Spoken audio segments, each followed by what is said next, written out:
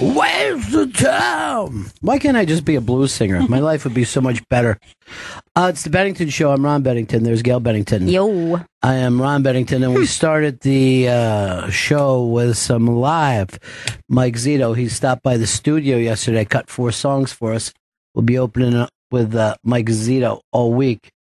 That was Wasted Time. That's off Mike's newest album, Make Blues, Not War, which is available now on Amazon and iTunes. And go to MikeZito.com for all his tour dates. He's playing Chan's in Woonsocket, Rhode Island tomorrow. That sounded excellent. The song? Yeah, that sounded so great. Our engineers were all over it yesterday. They were loving it too. They were loving it? Yeah, they were like, this is fucking great. Yeah, make sure you give that to whatever all the radio stations are, too. Oh, definitely. I don't know who all plays blues. I'm going to guess there's got to be about 4 or 5 different channels that would be interested in that. Make sure the Bennington name's attached to it, you know what I'm saying? It's the exclusive Bennington, because we got the exclusive, and that should be known. Where's the town? It's so much fun. Blues is the best. Jesus Christ, I just realized like 1 million people texted me when I was listening to my fucking music on the way in. Yeah, I was rocking hard. I was doing a little Talking Heads Swamp. Nice. Yeah, and I was just kind of swamping all the way in because it was like, I figured it's as hot as a swamp. So, I went with that gimmick. Vito has put up a lot of news stories today. One, I didn't see anywhere else. I'm going to call this another Bennington exclusive, where you said the Warriors immediately said last night that they would not be going to the White House. Yeah, they unanimously decided that none of them will be going to visit him after that win last night. That's how sure they were going to win. They had time to figure out. Hey, you guys want to go to the White House or not? No. I mean, I don't want to be the first to say no, but what do you guys think? No. Let's do. I mean, if you're more comfortable, we could do secret ballots. I thought everybody would want to go after that meeting yesterday when I heard all the good stuff about him. How great he is and what an honor it is. That was so classic. It was like a round table of compliments. Mm-hmm. While he sat there and did that like chin out, like, adore me. Yeah, he was loving it. Yeah. I mean, he was like it was his birthday. I mean, I get why some people were frustrated and just wanted to shit in the punch bowl with Trump, but I don't know how anybody is still like, man, this thing's working. It's just so nuts. This is the nuttiest thing ever. Although I did think we should start Bennington meetings like that. Everyone go around. Believe me, I get enough of it from Chris Stanley. He does it for everyone. The other ones ignore me, but Chris Stanley is just like, yes. Nobody's better than you, boss. You're the best. Tell me right now, kill Don. What happened? I thought Don was going to be at a meeting with us today. I believe he's going to try to have a meeting with us afterwards now. Oh, no. That's a whole different thing. I got a lot of stuff I'm recording afterwards today, and then after that I have to see a screening for a town hall. It's a long day for Running B. It's quite obvious now why I get the big money. Sir, I just want to say it's an honor. Yes, I would imagine it is. Vito, what's with you? You don't say anything nice about me? Say nice things about you. That's not what you're supposed to do. Throw it in there now. Follow the fucking bit. What are we all doing? Saying nice things about you. Yes, you would say it, not talk about it. Nobody. This is what's keeping you from making the A squad. That's why you're fucking riding pine. Did you see anyone on the cabinet say, hey, and by the way, I say nice things about you? Yes, that's stupid. You got to fucking go with the bit whenever the bit is happening. Right? You're right, and you're right because you're the best. No, that's just too generic. blunt. Generic. It's generic. Thank you, Chris. That's what I was looking at. Generic. What are you, a greeting card? I'll tell you that. I'll say what he's doing is the right thing. Yeah, that's good, Chris. You're kind of on top of it today. Yeah, it's the bandana. I know. You always feel more confident with that bandana. Well, he loves Rambo. Why wouldn't he do good in a bandana? I like this other Trump story that this Jersey fucking school photoshopped the kid's Trump shirt out of his graduation. Let me just say this. When it comes to yearbook, you do want your yearbook to have a mullet. You do want to be wearing, whatever dumb style of the day is. Because then you can look back and go, oh my God, look where we were. Right. That's the perfect way 20 years from now. Like, this fucking kid wore a Trump shirt. That's fucking great. That's great.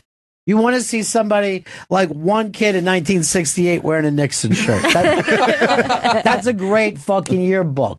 So they suspended the teacher for taking it upon himself to Photoshop it out. Yeah. Yeah. And the student's dad is threatening a lawsuit if all the yearbooks aren't reissued with the photo. Yeah, that's stupid. Oh, come You know what? It on. already happened. Just write it in yourself in white marker.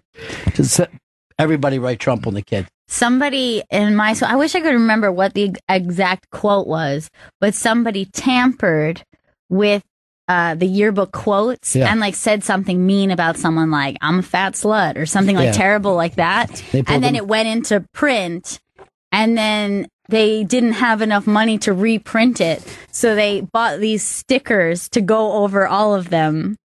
To just like black hers out, and it's like, I'm like, that might be worse. And stickers, it's not a good idea to do a sticker because you just peel it back off.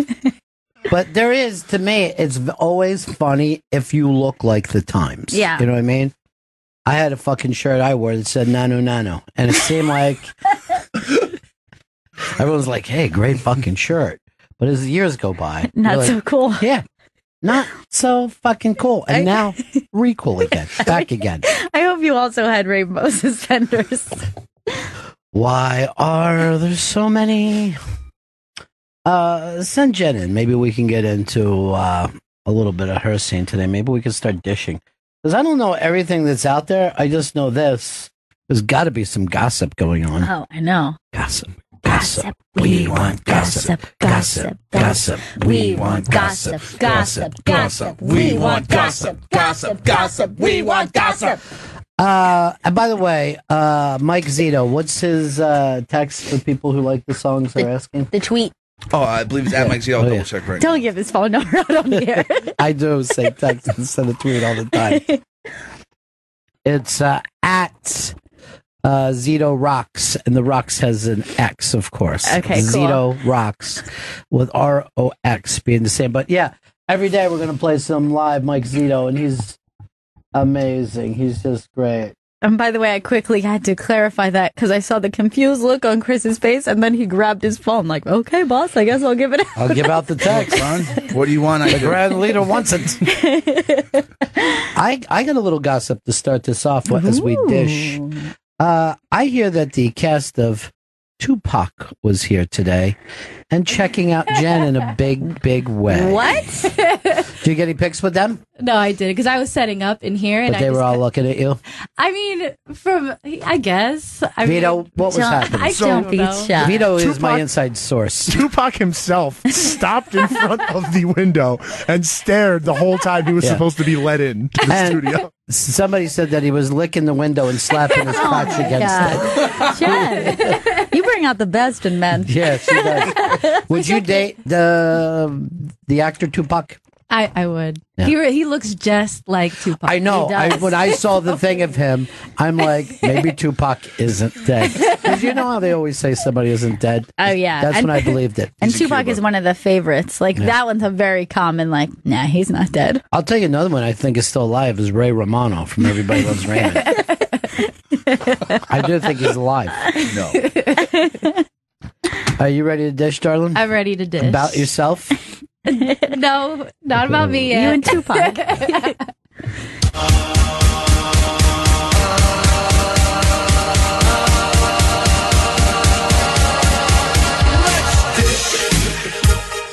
Put on your headphones, Jen's got the news. Let's dish to the gossip they're saying on the radio.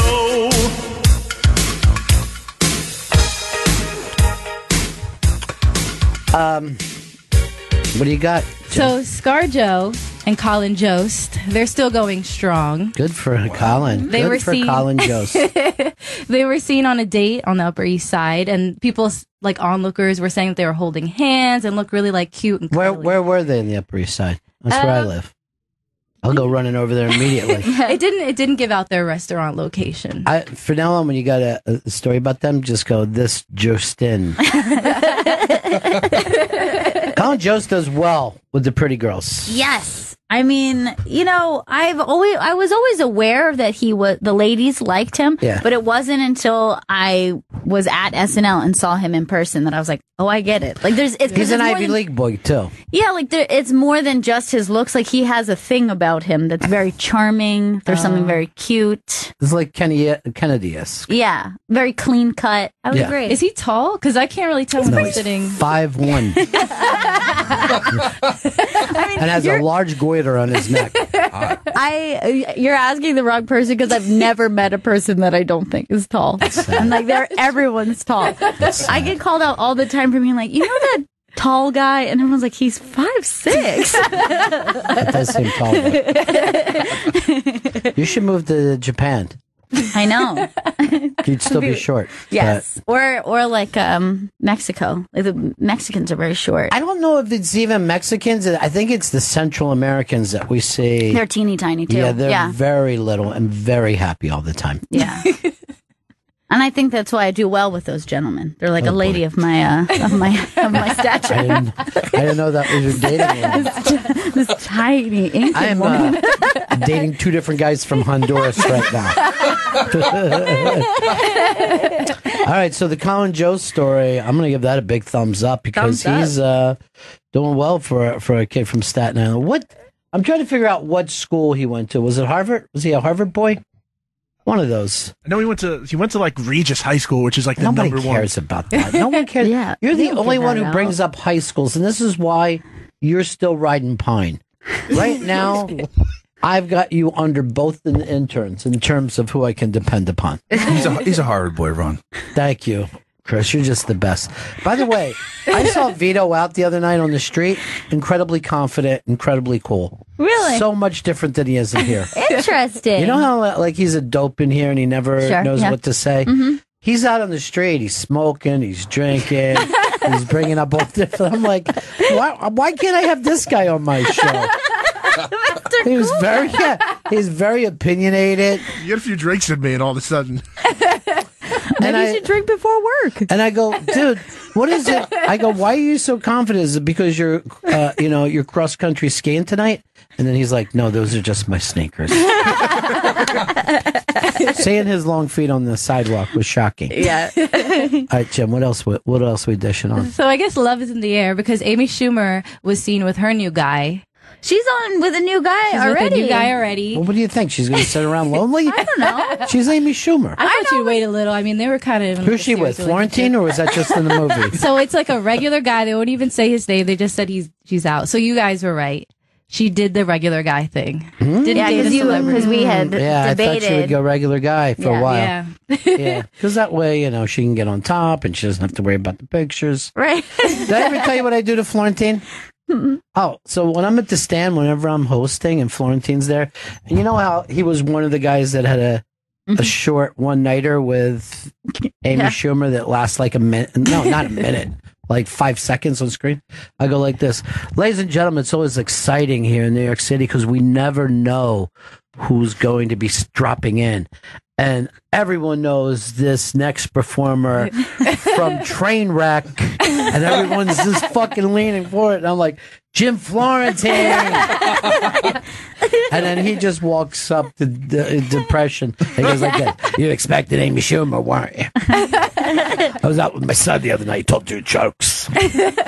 Well, she said about her last boyfriend that I guess like in the bedroom they didn't do so well. So she said that this guy, he's like Stephen Hawking sexually.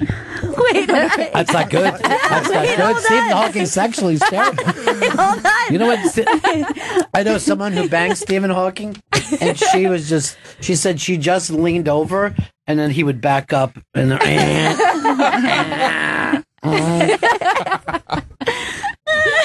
seriously, why does everybody make a big deal about Stephen Hawking? If you're so fucking smart, walk. I could do it when I was a baby.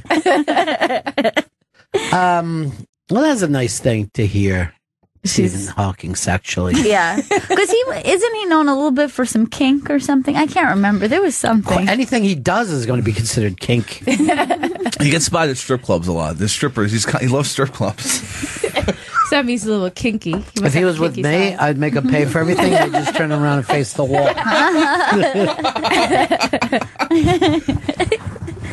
So I'll take a lap dance. The only dance he can do. So what was she saying? Well, no, I was going to move on to Katy good. Perry because this is kind of juicy. Okay. So Katy Perry. Is juicy. No, Chris. What? Come on. What? It seemed disgusting. Drinking Perry juice. All right, what's she doing? She ranked her exes when she was by who was worst to the best. Jesus. Yeah. Oh my Who'd you God. do that, though? To James Corden. Yeah, I can't, well, what's his name just walked by? From, what's that show, I See Dead People? Haley Joel Osment. Yeah, he Haley. just walked by. Let's try to get him on our show for a change. Try to get Haley Joel Osment in here. I'll recreate Sixth Sense with him. I'll be the girl who throws up. He's on he's on Silicon Valley. Yes. Did you guys see it this week? Yeah, I did. Yeah, because I thought that T.J. Miller died in a fire. Yeah, me too. It took me a second. It was like, Well, I know he's not coming back next year. I know. And I thought they just decided to burn him up. particularly, like that shot was very disturbing Yeah, it for a was. second because you just saw And him what did he sitting. do? He lit himself on fire because he didn't get. I guess so. Didn't even make sense. I He just destroyed. Yeah, he just wanted to Yeah, but destroy. they're like, no, there's his bong there.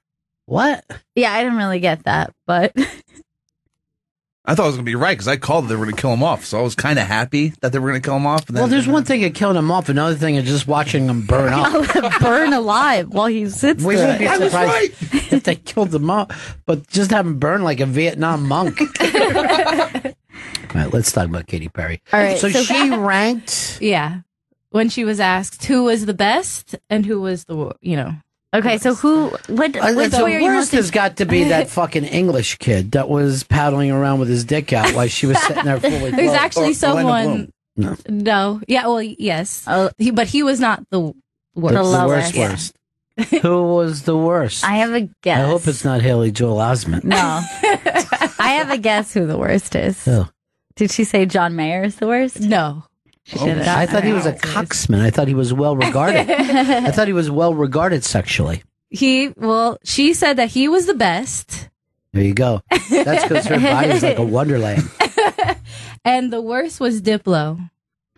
Really? I don't know enough about Diplo to even judge. I'll just say he seems like the worst. I would have thought he would have been like, he's a DJ. He seems very experienced. Yeah, DJs can't fuck. That's a woman. they're rolling constantly.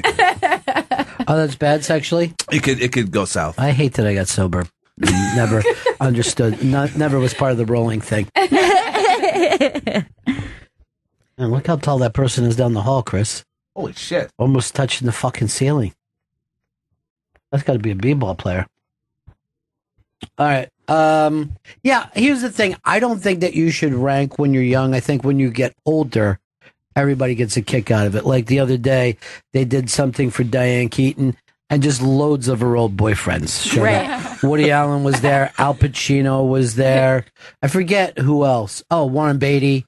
And then you're like, oh, she did some fucking in her day. That's sweet. You know what I mean? That seemed like they were all together, like, hey, we all banged her. And it was adorable.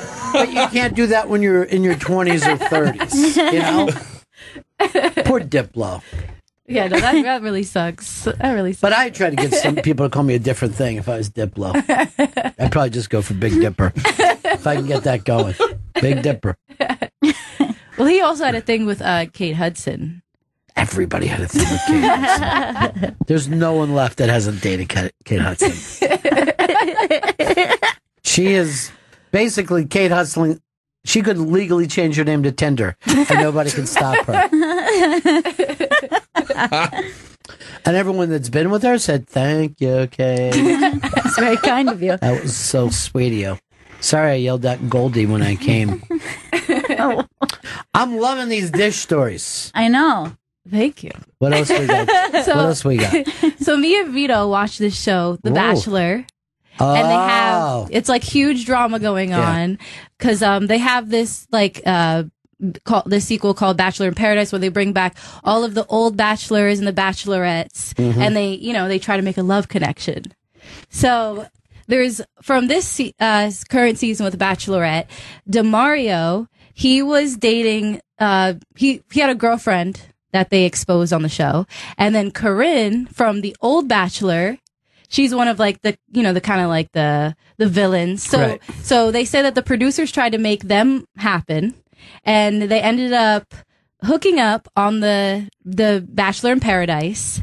And so now this is where the stories get a little confusing, because DeMario says that they were fingering, licking each other, and she's the one that brought it to the pool, and she put, like, they were both butt naked, and she put her vagina in his face, and he just started licking. That's what he's saying. Okay. Right. What's wrong with that?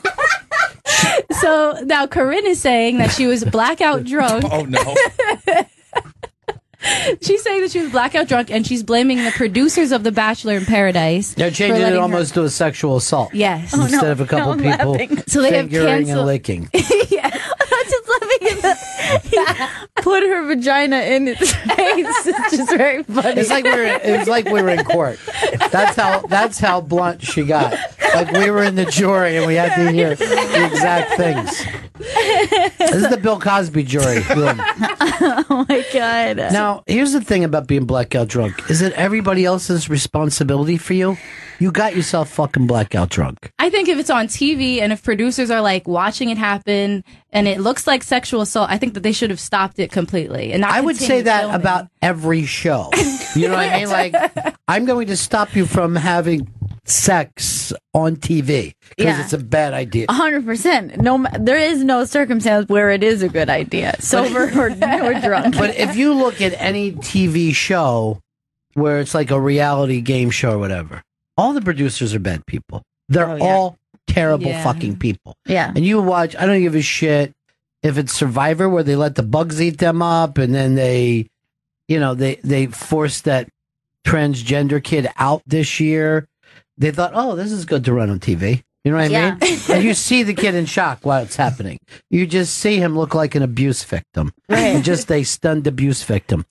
Or Big Brother where they just get people in the crying jags that'll last for 7 weeks. These are bad people, but you signed up to be with the bad people. That's your fucking deal. Right. And it takes all of nothing, I think, for it just like anything for it to become your job. It's like that experiment that they did where it's just like you're the prisoner and you're the guard. Yes. It's like, I think producers have the same thing. Reality show producers and even some people who make documentaries where they're, kind of manipulating the circumstances, that they're just like, all they think about is getting a good scene. All they think about is this is great for the show. And so, I mean, think about even what Jim Jeffries said when he said he was interviewing that guy and he was like, he felt him kind of pushing him like, oh, this isn't juicy enough. I need him to say something crazy, and then was going to use that one crazy thing. And he's like, I feel kind of bad because it was pretty normal. Right. Other than he said one tiny thing that was off. So, and, that if I put out an ad and I just call the show How Long Till They Shit. I guarantee. And I'll just have naked people standing as days go by until one of them shits and that person is out. People would sign up for that show. 100%. Now, who's the bad person, me or them at that point?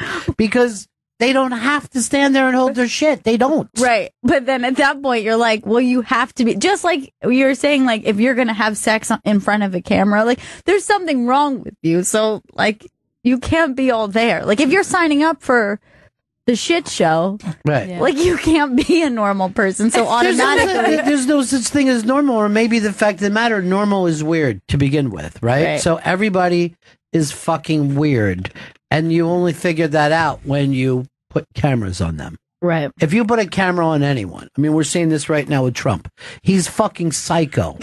But we didn't know that until we had a camera following him around all day. And the thing is, too, he's now exposed to people who still agree with them, is you see them as psycho. And I told you the other night, Jeffrey Gurion's sister is just completely weirded out that he's pro-Trump. Right. It's like their family is like, I don't know what to do. I'm worried about Jeffrey. I'm starting to think Jeffrey's nuts with the jumping around and the liking Trump. I'm tired. She was actually tired from being with Jeffrey. So cute. I'm not sure comedy even matters anymore. He used to be a dentist, and it was wonderful. She actually said that to me. Oh my God. It was so wonderful when he was a dentist.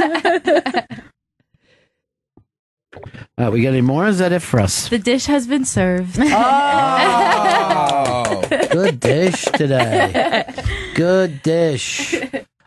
Here's our little, I'm sorry, do you want to say something, Chris? are they going to air the sex? We already not- moved on no. from that, Chris. She told you the dish was has been served. You can't go back into the refrigerator and open it up. You had all that time. Here's our buddy G-Man in Charlotte. What's up, pal?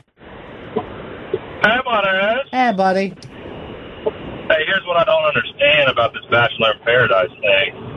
I'm in my mid-30s, so maybe I'm just not to the game anymore, but when did black guys start eating pussy? I think it's about the time Pornhub became big. You know what I mean? Like they're like, oh, okay, now I get it. Because when I was younger, they did not at all, and I don't think that black women gave head back then either. Yeah, It was just straight. Let's have a baby, even though we're in high school.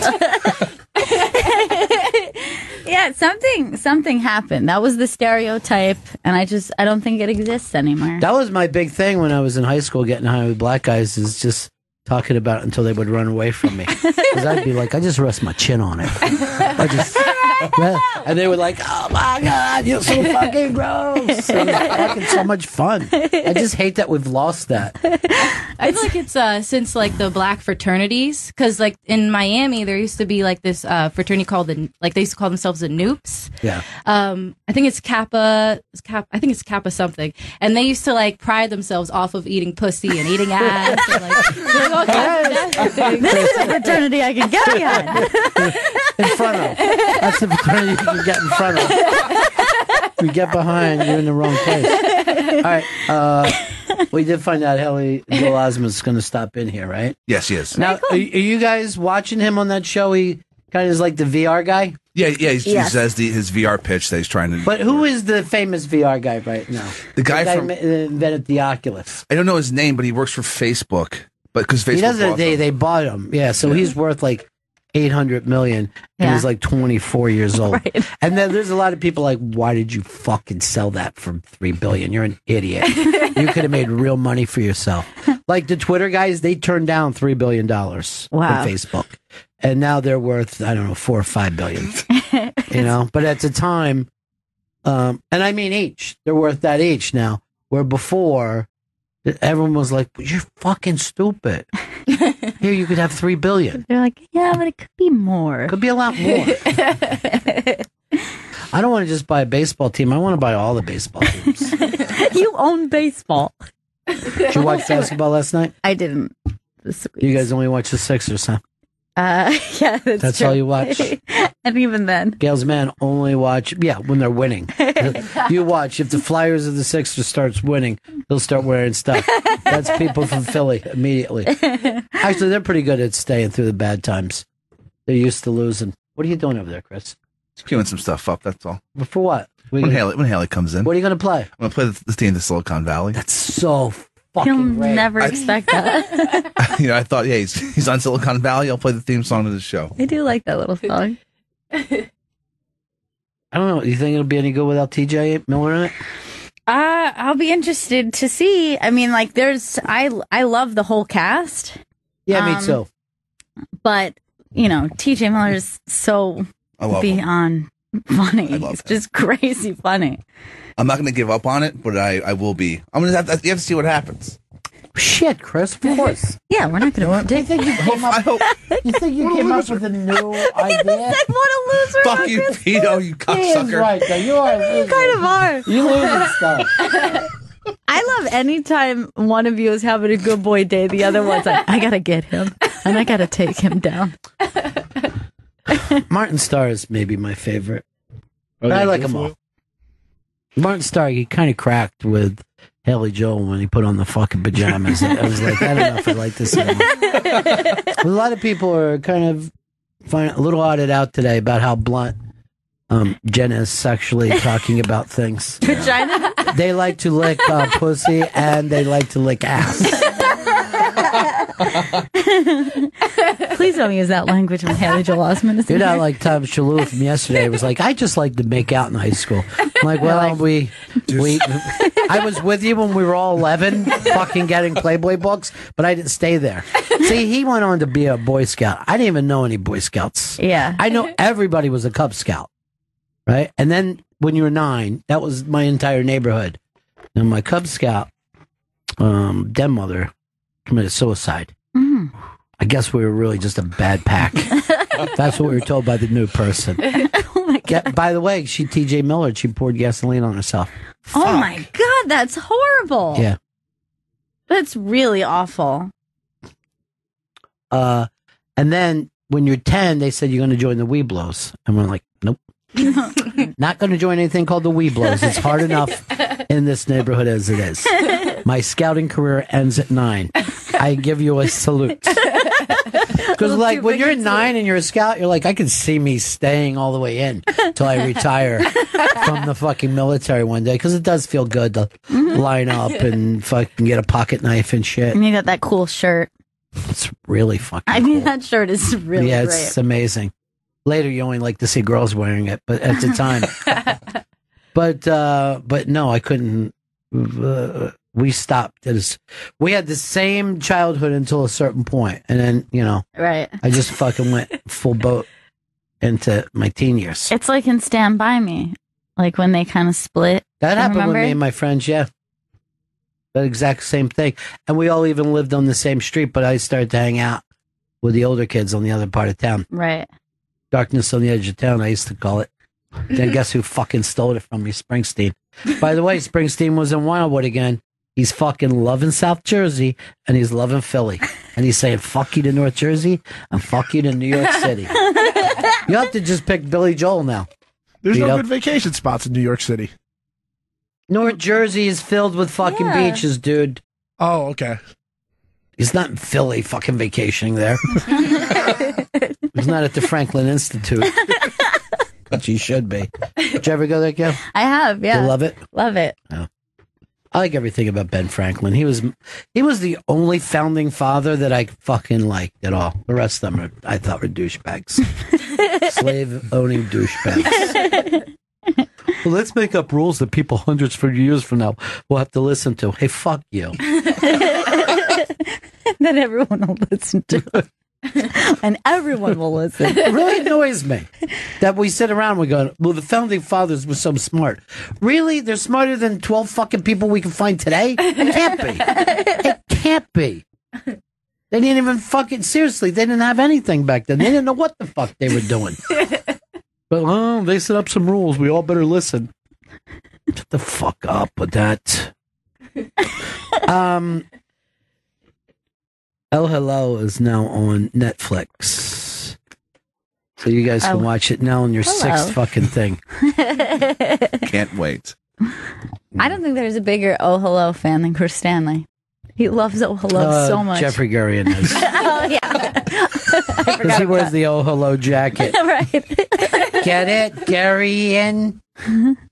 Gurian Angel. Bum, bum, bum. And Vito's put in some stupid stuff today. All right, Vito actually. Well, we got to talk. We got to talk to Haley Joel. I forgot all about it. I was gonna call Vito out on this thing. Oh, I'll remind you. Good. Do do do do. Guess who the tuna guest is? By the way, on Oh Hello. Come on, let's take a guess. Is it a comedian? Yes. Stand up. Yes, among other things, of course. Was it Seth Meyers? Come on, Chris. Let's try to get to the fucking bottom of it before we start guessing. Sitcom? No. Male? Yes. Seinfeld? All right. It's fucking Steve Martin. I'll just say. Oh, shit. You're not even trying the fucking thing where you ask questions or you get it closer. You're just saying the names of people. He's always the first to give a literal guess. By the way, it was my belief that it was Steve Martin and Jim Jeffries brought up. Yeah, that's my belief. I was sitting there racking my brain trying to figure it out. I didn't even have to rack. Hey, what's happening, buddy? How's it going? Haley Joel Osmondson studio. Haley will be appearing on AOL's Build series this Friday, June 16th at 4 p.m. to talk about Silicon Valley. Go to build.aol.com for more information. And Silicon Valley airs Sundays at 10 p.m. on HBO. Great job on Silicon Valley. Thank you so much. Now, are you done or you don't know at this point? There's more to come this season. Yeah. We got HooliCon coming up next week, which is a great episode that I'm excited about as a fan too. But yeah, I get to do some stuff with Stephen Tobolowsky, and that's terrific. And as far as season 5 goes, I'm not sure. I don't think they've written that stuff yet, but hopefully there's more for Keenan out there. I think it's such a great character because you don't normally see on that show guys that think that the whole thing is fairly simple. You just come up with a good idea, you get a lot of money for it. It always works out. Yeah.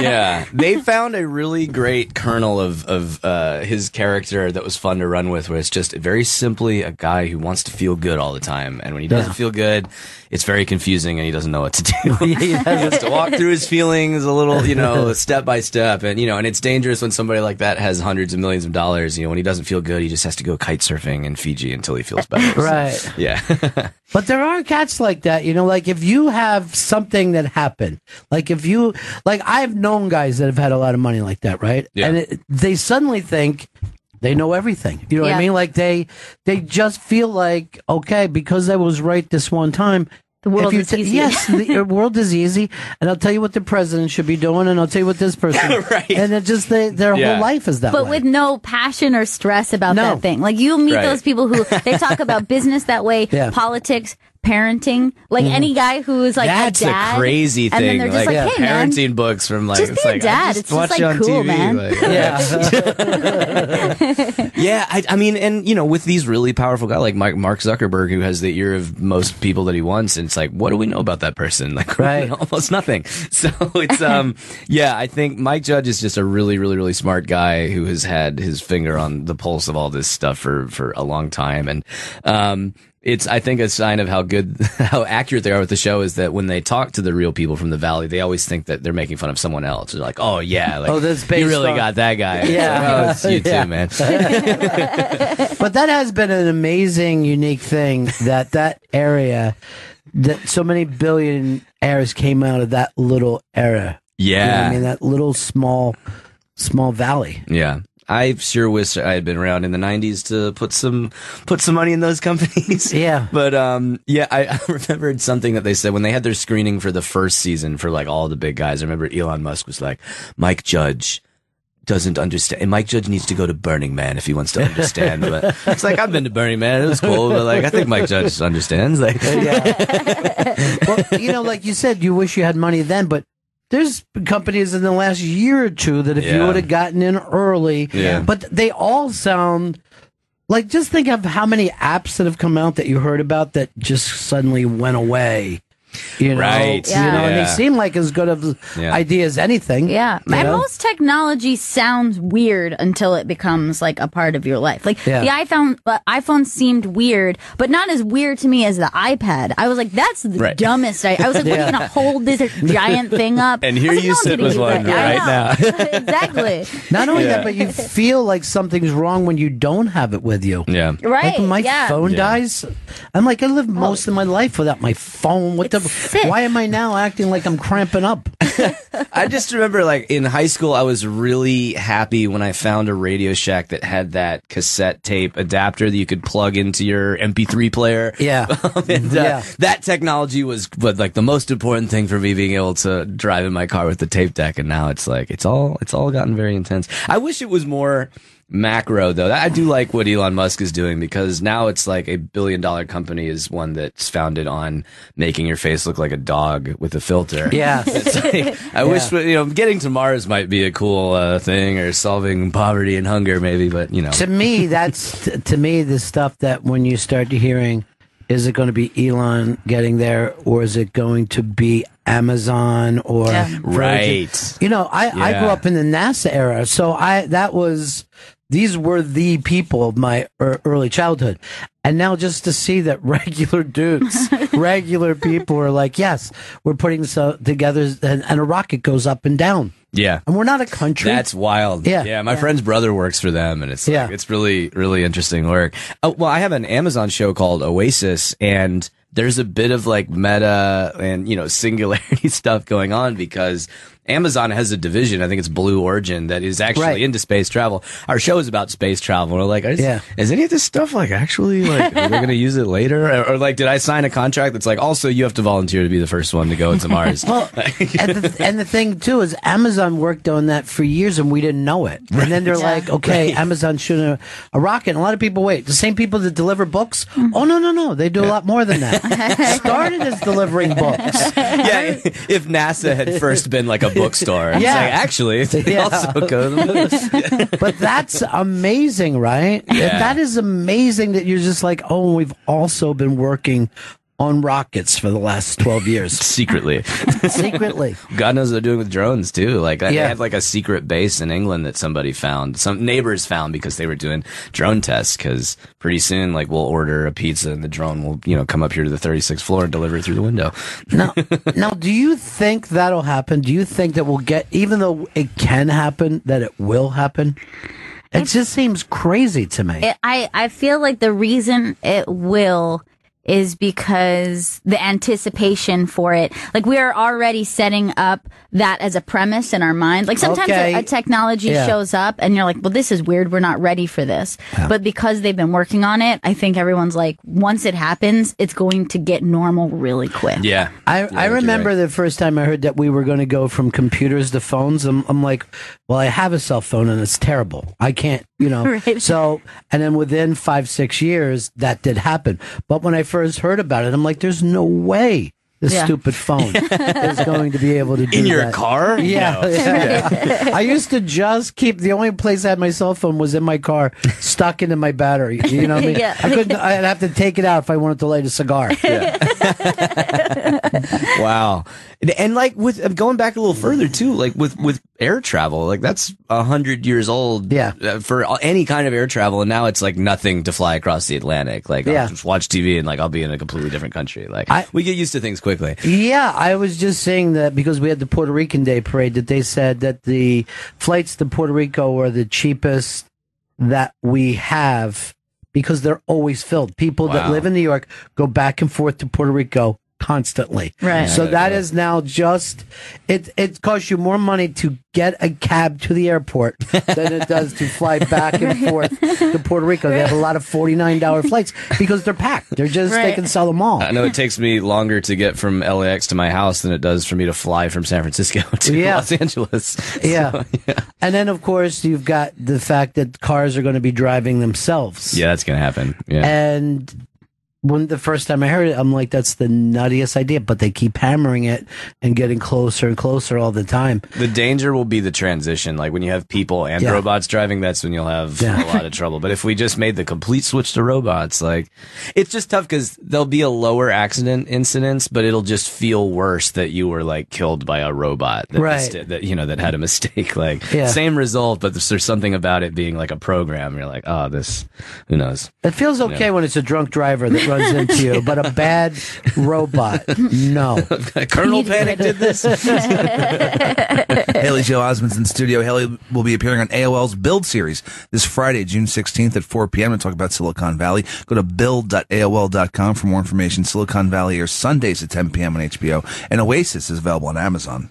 And AOL is a great way to talk about it. I remember in the early 90s, that's when people started to really get personal computers because there was stuff you could do other than sit around and be a guy on a singular, computer. Right. Yeah. But the fact you're like, wait, I can talk to other people, that was mind-blowing. Yeah. At the time, mind-blowing. Yeah. And how different, I've kind of touched on this before, but it's like the difference between being kind of a teenager as the internet kind of got popular versus kids who are just like internet is just what life is like. Right. Yeah. It is pretty strange is that you can, kids who've never like researched a paper without the internet or, worked on that's really weird. It used to be a lot harder. You just have to get some books and like hope that the right stuff was in those from the library. Yeah, you just hope that encyclopedia worked out. But this was interesting. We got 2 kids who work for us now that have never read a newspaper. They've never sat down with the newspaper, and that's mind-blowing to me. I still get the Times here, but like they've kind of pile up, and I'm like, I just look at it all on the internet now. I'm trying to believe that I'm still someone who takes the newspaper with me, but it's just on my phone now. The Sunday Times was like proving that life was good. Yeah. You would get the Sunday Times, you would have hours to read the Sunday Times. Cover to cover. Now you're demanding your information the second that it happens. Yeah. And we will. It used to be we sat in front of the TV, but now everybody will find out the Bill Cosby thing when their alerts bring it in. They're like, okay. Yeah. They did not convict him. Or like how weird is it that, you read something in the morning and then you could bump into someone, you get to work or you see someone later in the afternoon and you're like, oh, did you hear about this thing? And they're like, yeah, except for it's like this now. Like there's 6 more things. And you're like, I read this whole fucking article this morning and none of it is relevant. Yes. All this shit has changed. Yeah. The Twitter like cycle of news now, like all that stuff comes. Well, Trump is the perfect president for that because he switches the news every couple of hours. But you know what else is really weird is I remember when I was a little kid, if your friend moved away, that was it. You didn't see them again. You're just like, goodbye, you wave in the driveway. Now no one has moved away. Everyone is just as reachable. Everyone from your high school can reach you anytime they want. Well, here's like a weird sensation is something I realize happens now. And it like I have to go, why isn't this so strange? But I'll not see a friend for years, a couple years, someone I went to high school with. And maybe I don't see them for 4 or 5 years. And then I see them and I'm like, hey, how's it going? Because I know what they look like. I see them all the time. Yeah. Like normally you would go, oh my God, you look so different. And you look...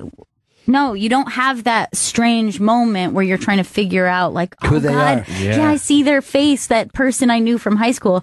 There are people, I know more about them now than I did when they were just like a kid in the hallway when I was in high school. Yeah. You know what I mean? So you have all this information that you don't, give up on. It's so strange. It's crazy. Yeah, you can, like, no matter how far away you go now, like, you can still just be keeping up with everything. I did a movie in Poland in, like, 2000, and it was, I got homesick because it's like, oh, you can't really call easily. Yeah. And, like, we didn't really have the internet, at least not there. And, now it's like, oh, it's no problem. Like, yeah. Yeah. Well, we're talking about technology, and I'm wondering if anything rolls back or once we have it, that's it. We just stay with it. Has there ever been a technology where everyone went, hey, this is not good for us? It's going to be like DDT or something. Yes, right. They take it back. Yeah. Well, yeah, you'd have to be, or like, well, I guess the Note 7 or whatever it was that was blowing up, and it was a hazard on airplanes. But, that's a good question. I think maybe if they get into genetic engineering, that could open some doors that people may want to close again. Yeah. I wonder though, because if you're having a kid, right, why wouldn't you want all the information, all the best things, like just because we have kids and we get vaccinations for them now, why wouldn't you do that before? Just like, oh, I'll make sure this kid never gets cancer. Oh, I'll make sure that this kid, My friend worked at an MRI facility, and I think I remember this correctly. He was like, yeah, we can basically tell you like certain things that, like, if you have this neurological disease and like when it'll happen, or like if you're going to get Alzheimer's and stuff. And it's like, wow, now you can know this stuff. Like, I wonder, do you want to know? It's an interesting question, isn't it? Yeah. Well, I have a friend who's pregnant, and she, the doctor was telling her, like, we can do this genetic testing where we're going to tell you everything, all the diseases that are possible for your body to get that you could pass on. Not that you have them, but you have like a disposition to get these. Yeah. And then we'll test your husband and see if he has those. And if you guys have matching ones, then we'll know, if your baby would have this. And she's like, okay. She's very intimidated by the whole thing. And she's like, and what do we do when we find that out? And they're like, I know, yeah. So it's like, so we just know this terrifying shit. Right. Yeah. And it's not like, this is not stuff that they can cure in utero. This is just like, oh, cool. So we'll just be terrified that they might possibly have this disease. Man. I think if presented with the Gattaca idea that you could make your kid as perfect as you could, I think almost everybody would choose to do it. Even though it sounds frightening, the fact is, the whole point of humanity and spreading on to the next generation is to try to make them better.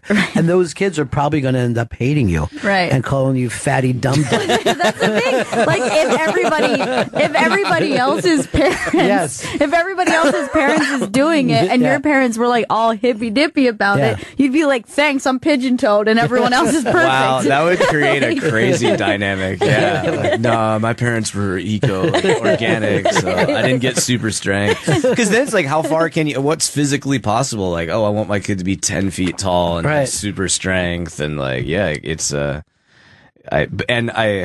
think that's just the rule is like, if it can be done, someone will do it, and that will be in that world. But that was one of the early things that we had a problem with Hitler. Like, he's trying to breed these, and you see what we've done with dog breeding. You see the differences in sizes. That's pretty amazing achievements that we've created. The Labradoodle and Pekingese. We'll have the human version. Haley Joel Osmond's in studio. Haley will be appearing on AOL's Build series this Friday, June 16th, 4 p.m. Go to build.aol.com for more information. Silicon Valley airs Sundays at 10 p.m. on HBO, and Oasis is available on Amazon. It always makes me laugh to picture some of those dog breeds like in the wild. Like, you wouldn't really see a pack of these running around in the taiga. Now, we're talking about technology, but the fact that you have a show on Amazon, which wouldn't have been that many years ago, less than 10, that you could stream anything decently. And now Marty Scorsese is choosing to do stuff like that. It's phenomenal. It's incredible. Yeah, you just have access to so many. Yeah, I remember like not being able to find a movie at Blockbuster. Like, it's not a problem anymore. But there are dangers with it too, and the industry is still, like as with genetic testing, with all these things, there are risks. But the thing that I think people think is next is the fight over first run movies getting streamed, because the convenience of it is obviously very appealing to people. But then like, you just don't want to completely make movie theaters obsolete. Like, it'd be a real shame. So I think that might be something that happened, like it happened with brick and mortar bookstores, that they mostly disappeared. And the people are like, oh wait, I don't want them all to be gone forever. There's a return to that kind of concept. So hopefully whoever is in charge of the movie theater industry will make those places, like, I'd like, for it to be, as some of the best theaters are in New York, like it's more of a community place that you go to, and there's programming and stuff like that. Movie theaters will be like record shops. You'd be like, there's a couple of them, and like, that's me. I'm into it. But it's already even in New York City hard for me to find the movies that I want to see, because I don't want to see. I'm not going out to see a superhero movie, and then there's no way to see those movies if you're out in plenty of parts of the country. The deserts of movies out there. I had a terrible moment a couple of years ago. I was in a store that I saw some records. And I was like, the inside of this place looks familiar. Oh, it's CBGB's. And this is now a John Barbados. Oh, like, that's not a good feeling. Like, Oh, this like little hipster store is now. Oh man. But that is kind of something that we've done. We've taken real things and kind of made it living museums. Yeah. Out of it. Like when you go to the Hard Rock, you're like, oh, this is cool seeing all this stuff. But I'm like, but now you're not rocking. You know what I mean? People used to actually wear these and play those instruments. Yeah. Right. Like, oh. Yeah. I mean, it's, Landmark Sunshine Theaters is closing down and becoming a mall. It's a travesty. It's really all across the country. Just the one on Houston. Yeah, that's one of my favorite in the city. It's so great. Yeah. They have those movies that you won't find in a lot of places. It was very often that if there was either an independent film or just like a foreign film or anything, that was like the go-to spot. Yeah. The Paris is one of the few that you can still go, oh, you can go see a French film there. Yeah. But this entire city used to be filled with theaters like that. Filled with, they have a lot of good Czechoslovakian stuff, Wow. But if you think about it, there's nothing more dangerous than that, because now you're just getting the movie as a ride instead of the human experience. Yeah. You know? Yeah. Not all of us want to check out. Yeah. Every time we go, like the people are like, it's great. You can turn your brain off. What if you don't want to? Yeah. What if you want to go there and try to think more about humanity? Yeah. And going, oh, this person, they're not that much different than my uncle. Yeah. Now I'm rethinking that. David Simon, in talking about the different parts of The Wire, he was like, people need to eat their vegetables. Like, I like thinking of it that way. Like, you can have the escapist stuff, but sometimes you need the stuff that makes you grow too. But then, on the other side of it, there never would have been a show like Better Call Saul on fucking TV. Very true. And I was watching that last night and just going, how smart are the people who make this puzzle that I'm seeing people showing up that I saw years ago, but for them, it's not until years from now. Right. Yeah. This is so brilliant.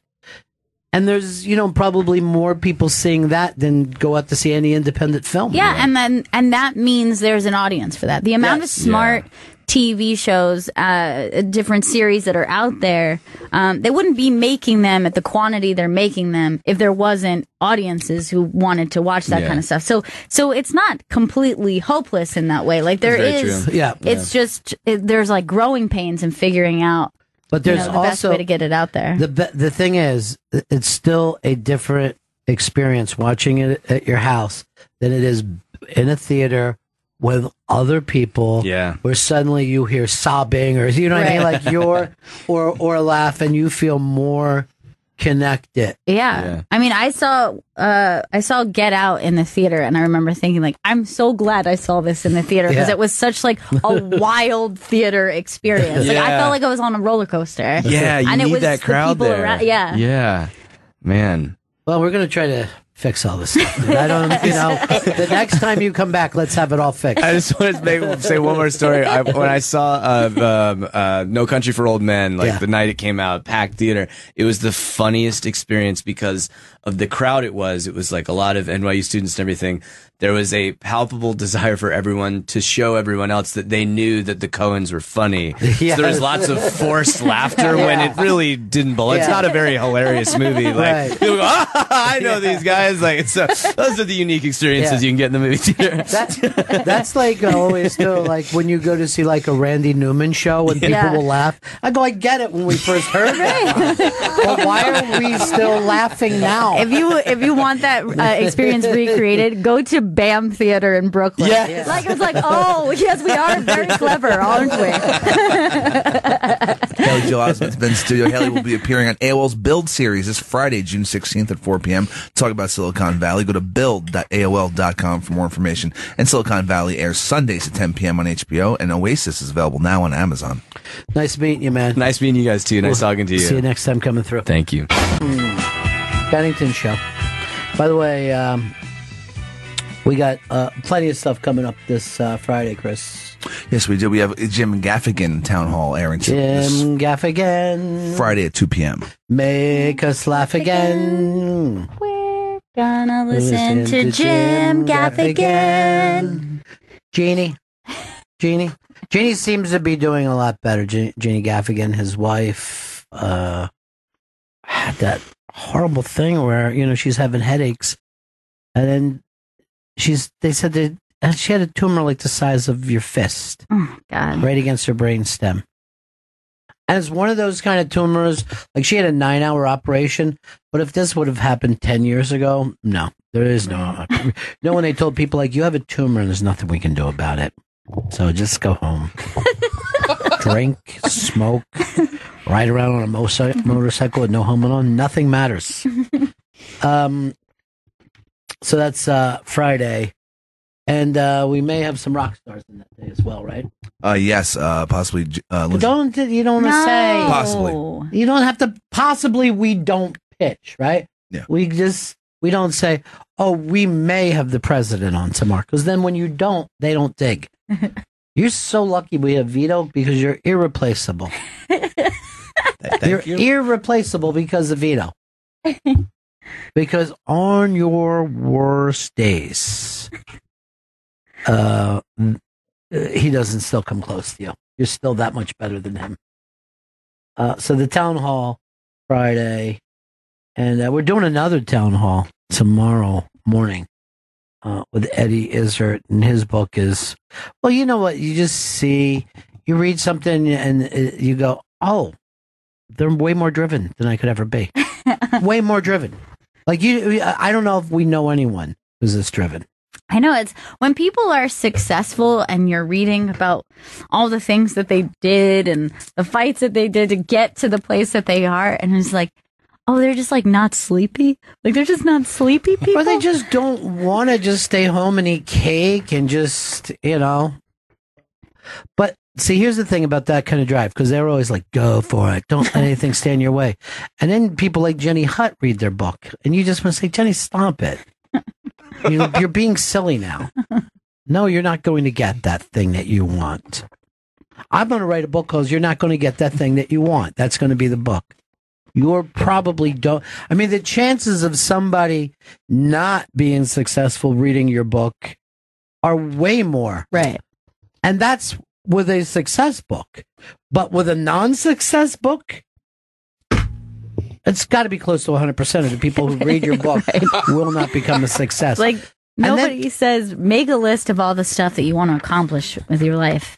And then cross out 98% of those things because they're not going to happen, no matter if you try hard or you don't. A lot of times you could just put in, I know that you want to do this, but bosses are dumb. So that's not going to happen. But what do you think is what's the least that you have to be considered successful? Right? Like, there are people who consider certain people successful that I go, oh, I didn't know that was considered a success. Right, because first you have to figure, how do you measure it? Do you measure it by how well known you are? Do you measure it by the size of your house? Do you measure it by how much just your salary, what you get? I don't measure a man by the size of his wallet. Oh, that's Martin Sheen, Wall Street. Man, there's a beautiful blonde girl that just walked by us. I consider her successful in both breasts and hips. Chris, what do you consider someone a success?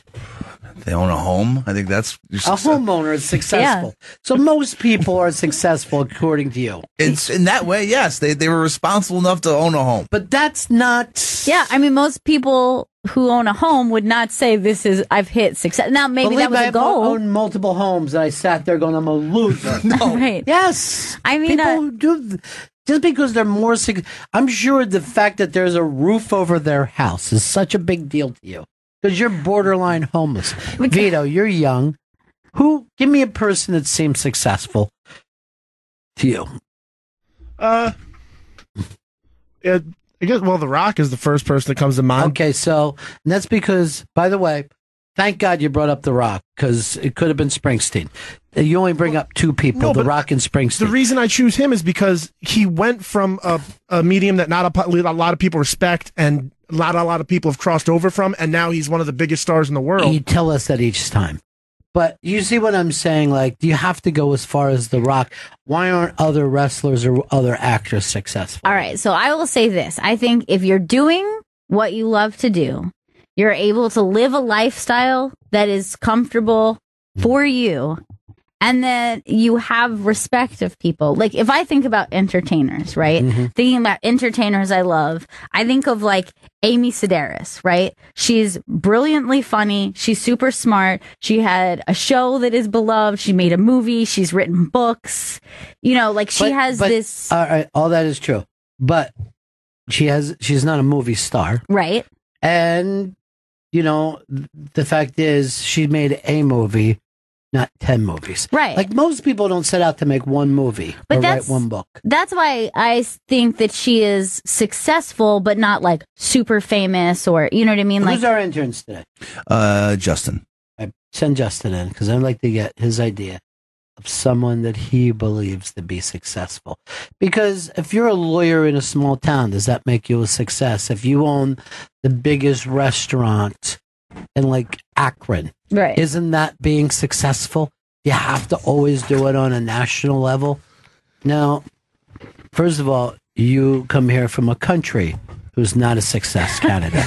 Okay, so that would be like, it's a really great opinion is like, if you're a star in Canada, does that make you a star? You know what I'm saying? Sure. Because most Canadians are going, I'm not really a star because I'm a star on Canadian TV.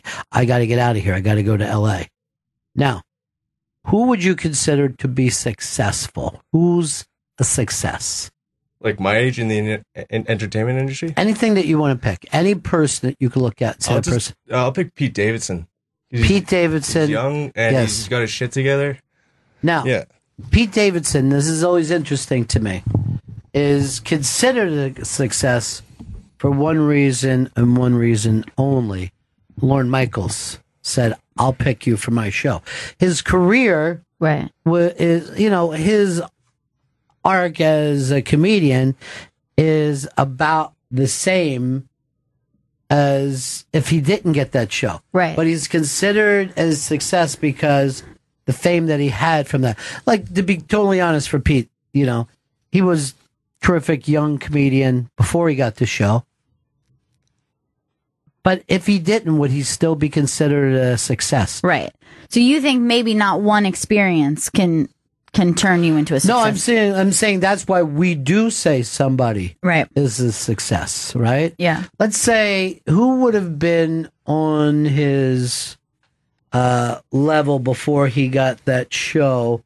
I would probably say Mateo Lane. Yeah. Mateo Lane and him were probably about the same spot in town.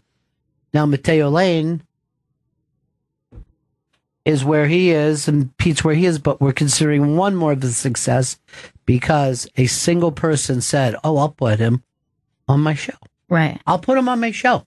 That's the only difference. Which, is so much of that has to do with luck. I mean, it's like Pete is talented and deserves, and he also the success, got that break. But it's also luck. It's both. Yeah. Yes. And Pete, I don't think that that show has made him more talented, but we'll have to see as time goes on, because sometimes those careers help you, go, I've been exposed more.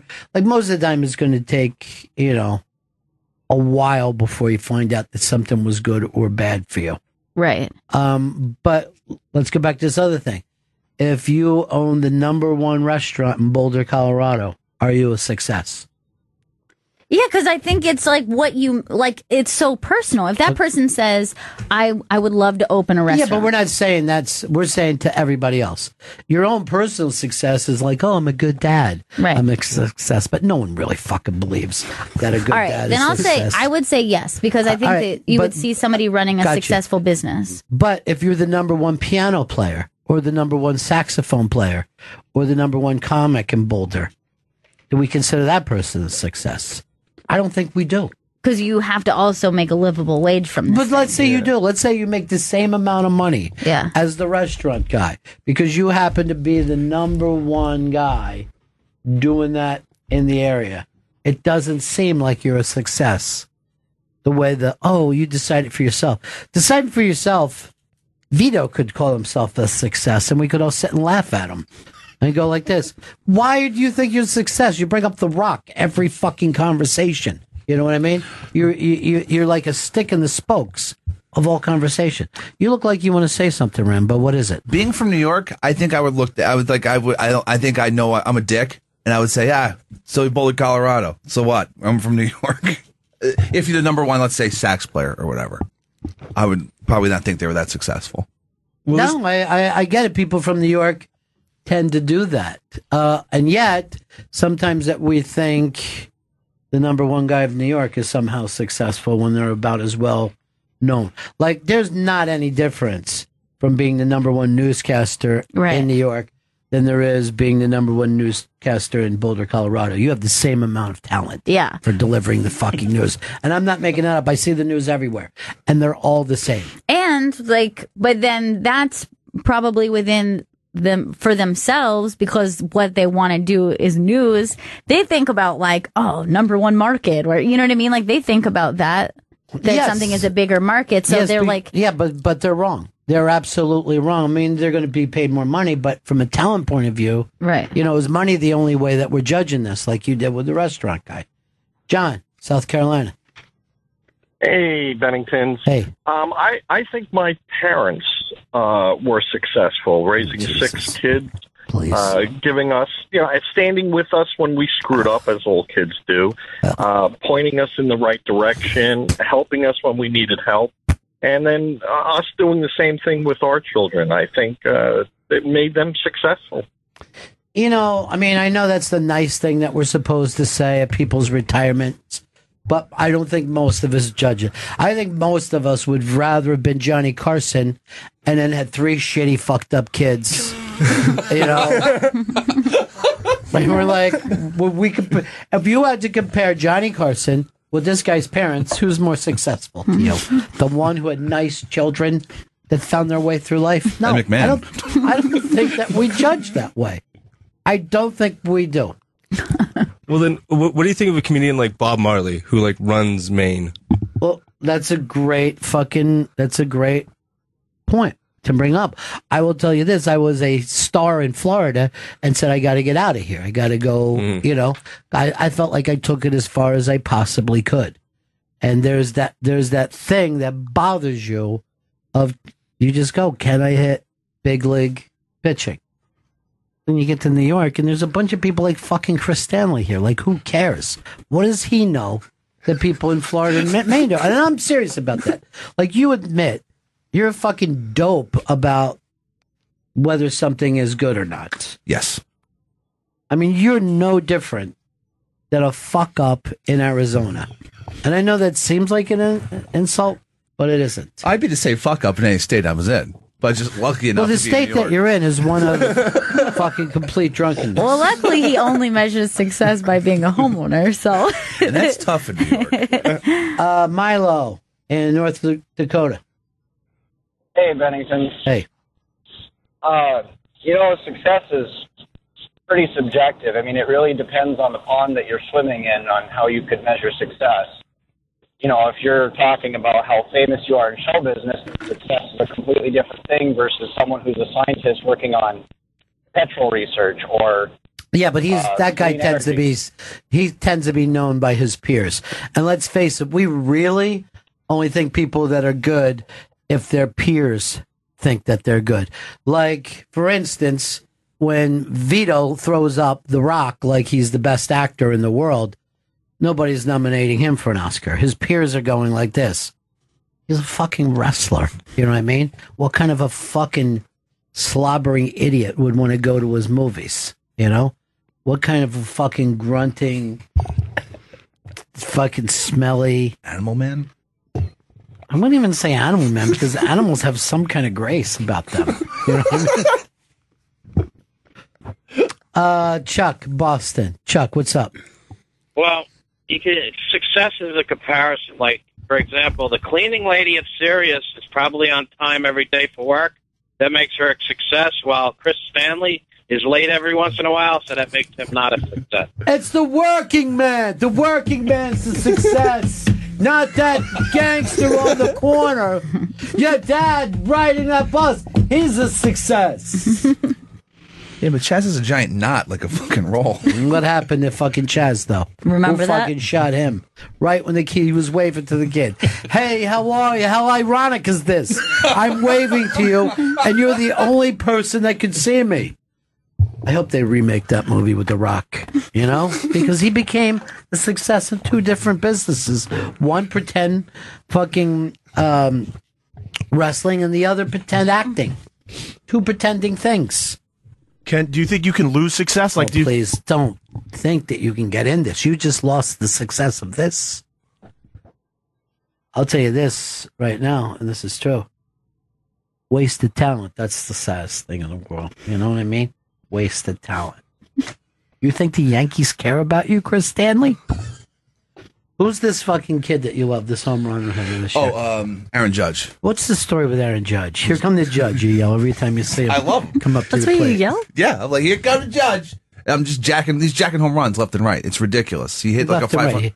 Left and right. He hit 25, right? He's got 25 in this era. And that's left and right? What do you mean in this era? There's no more juice, at least that we know of. Who would No bring more that up? juice? Yeah, he says there's no more juice here. I mean, would you guys consider Hitler a success? He went out and did all the things he wanted. Successfully the worst. Look, he had big crowds. He had bigger crowds than The Rock, right? Oh, yeah. All the Germans liked him. The entire country. It's us on the outside that didn't like him. Right. You know what? Haters. He actually used to call them haters and trolls.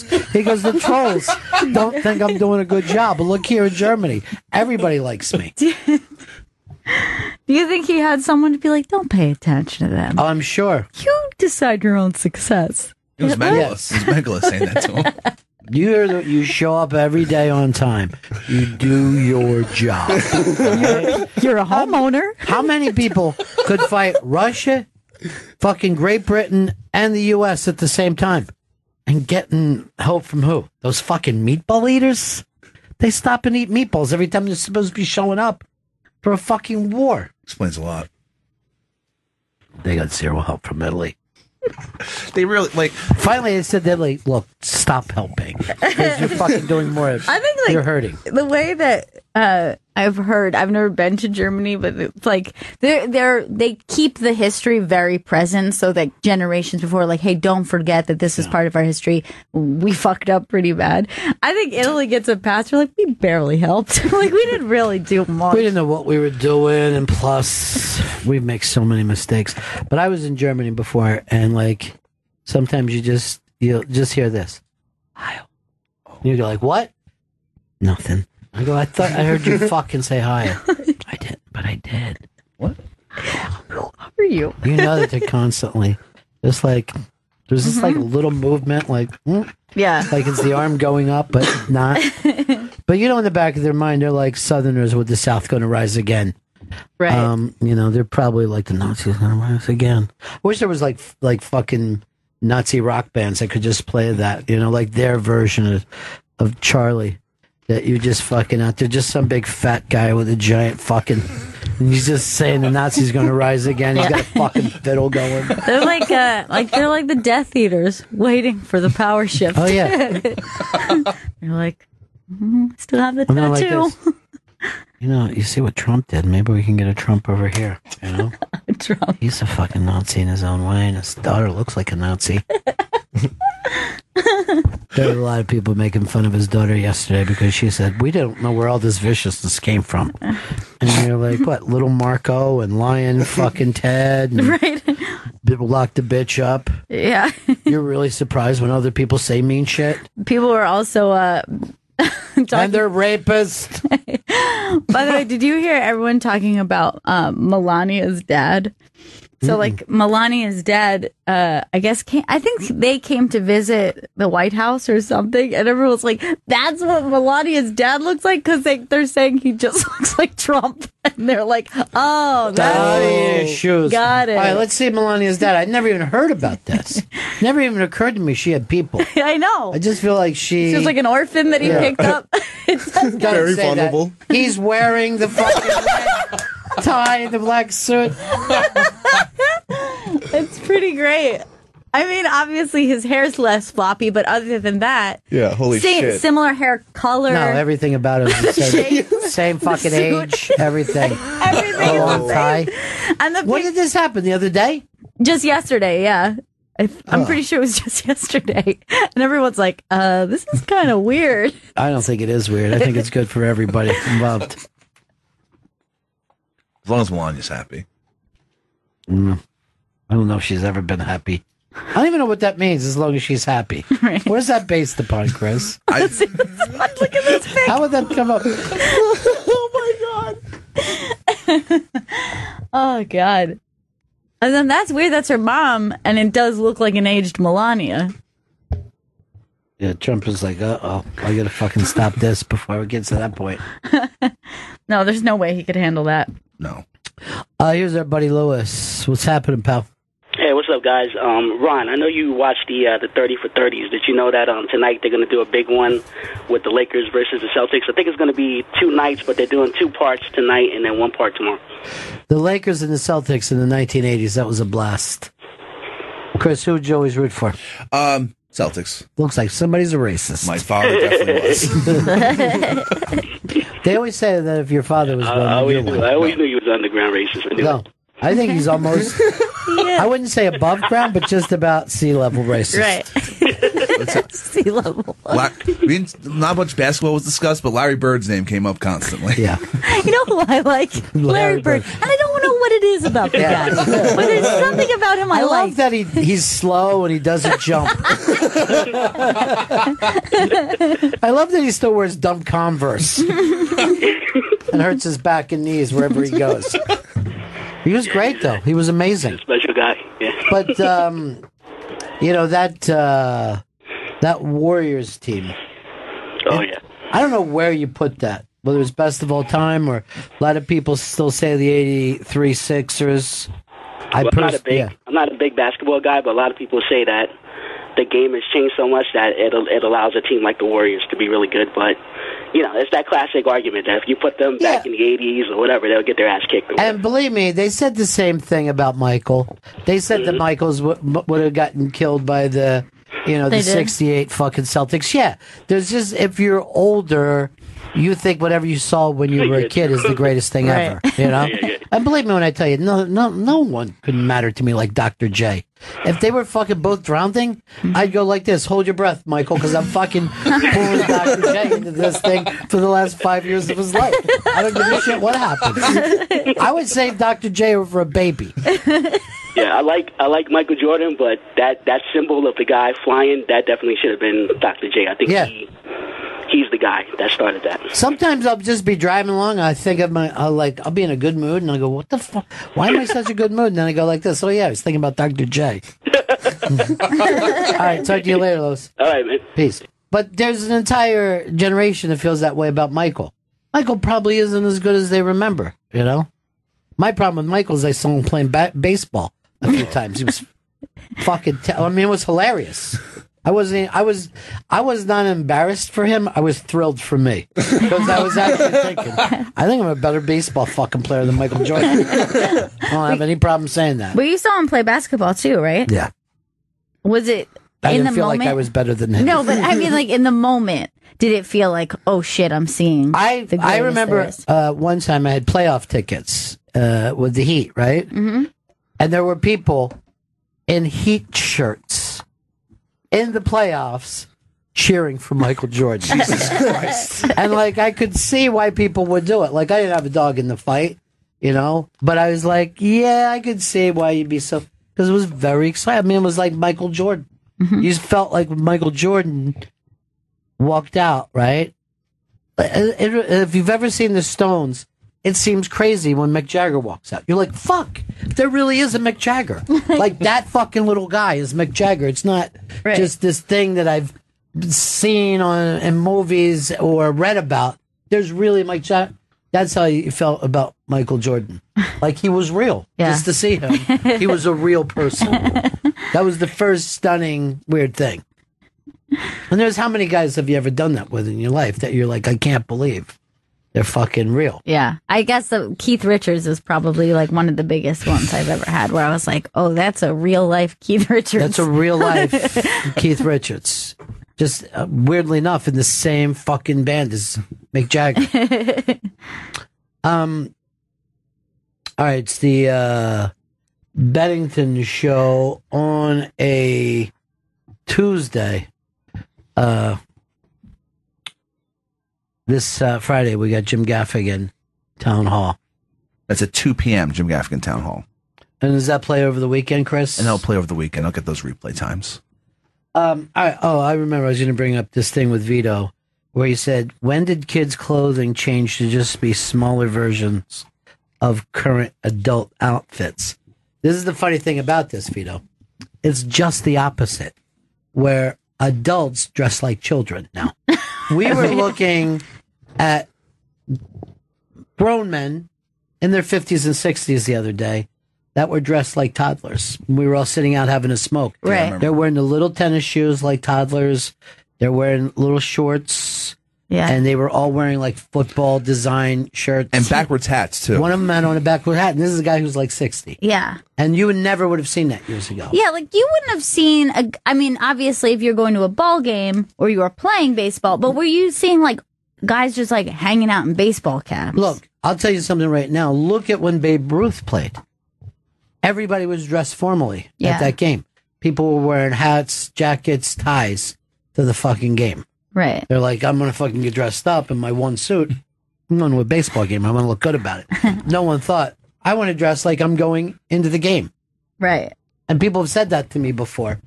That where they're like I'll go to a fucking football game. Everyone's like, where's your jersey? And I'll have to be like, oh, maybe you didn't hear. I'm not on the fucking team anymore. They cut me. Says too old to play. So I thought I'd come wearing my own clothes rather than dressing up. His cosplay? Like somebody decades younger than me is my hero. And I want to fucking dress up like them. But like, look at these people. Wow. That's fucking people at a baseball game. That's amazing. Not one baseball cap. No. Because none of them were going to be in the game. Right. God, that's incredible. Like, they look great. And that's here in New York City.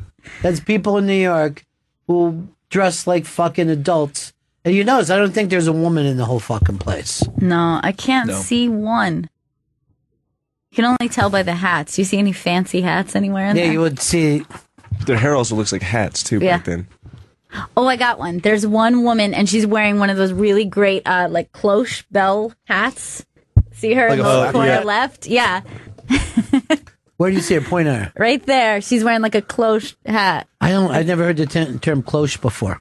Yeah, that's those, like, almost kind of like 1920s. It's like a bell. Yeah, I never heard that name. Now, the first woman ever to go to a baseball game, and they remember this because she stood up, it was Glenn Close. Before that, she just got up. Give her a hand, everybody. She's a woman. Ah, Natural. You can do it, Natural. Take Lightning Boy. Bum, dun, dun. I could fucking watch that movie constantly. That movie could be on in a loop inside my fucking sunglasses. And you'd still get misty every time you put your sunglasses on. That fucking Natural's a good baseball player. He's like the Natural. You know what I never understood? Why did everybody decide that his old coach that took him was a drunk? Everyone was fucked up. They were, he didn't drink any more than anybody else. It's like, hold on to the water wagon, you old man. You're like, fuck, what the hell? The guy just, he had a drink. He said, I'm enjoying myself like everyone else is. Fucking Robert Duvall with all over his balls in that. That's as dry as your old man's powder. Because that guy looked like weak, but that right? Come on, Natural. Strike this guy out. Just like, Natural's going like this. Hey, man, keep it, just stay fucking cool. You know? Just get behind the fucking plate. Well, I'll tell you this. Duvall went in thinking that fucking Babe Ruth ripoff guy was going to fucking hit long. Changed his fucking tune quick. He's a chump. Yeah. That fucking broad immediately was like, fuck Babe Ruth. I'm going to go off with the Natural and shoot him. What was her head about? She just wanted to shoot the best athlete in every sport? I think so. Yeah, That's her fetish. Yeah, that was her fucking fetish that she was into. Chris says, I think so, because he never pays attention to the plot.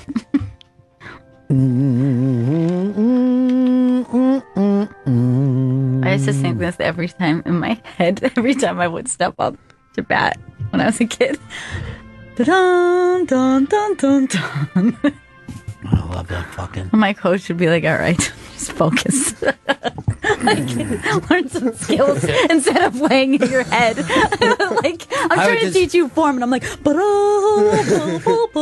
and when you were up to bat, I'd just be like this, Red, I should have been a farmer. I'll tell you right now. This game is gone. A man should be able to get a clean drink of water, shouldn't he, Red? I don't know. That old fucking dude just fucking backing him up 100%. All right. Now, Jen wanted to bring this up, and it kind of fits in with it, because that's a summer movie for me. And Jen wanted to say, what is the best summer movie? That was your big question. Yes. By the way, God damn it, I wanted to tape this last night. You know the No Reservations guy? Yeah. What's his name? Anthony Bourdain. Fuck, last night he was in Trinidad. Oh, man. And I'm like, I'm going to tape this. And, somebody rolled the ball and I forgot all about it. Maybe it's tonight he's in Trinidad. Look it up, would you, Chris? Looking it up. You're like sitting there fucking texting, even though you said you wouldn't do it anymore because you're trying to figure out who's coming in. Remember just 2 days ago he said he wouldn't sit there tapping on the fucking phone? Did you forget? I forgot. That's what you told me 2 days ago. Then you said you never would again. You just want to drive me crazy. You and the fucking Rock drive me nuts. Just calling him the Rock. I can't take it anymore. I'm serious. I'm going to drown him like a fucking puppy. He brings up the Rock again. God. Every fucking time I try to bring him. What about the Rock? Dude, you've already we've discussed the Rock. He needs to know his damn role. Finally, we found a fucking place to go with it. When is he there? It airs in 5 days. The Trinidad episode. It was on last night. All right, so you're asking about summer movies, right? Yeah, I feel like summer movie, like the ones where it's like some crazy house party that goes down, like Hangover or Project X, always makes me think of like summertime. Like I need to go to a house party and get kind of fucked up. I didn't want to say it. Put my vagina in a couple people's faces. Just get crazy. You going behind the school and let him get you pregnant. All right, let's go to Justin first. He's from Canada. I'm going to guess your favorite summer movie is Meatballs. Because that's a Canadian film, right? Yes. Nobody ever brings that up, I know. but it is. What's your favorite summer movie?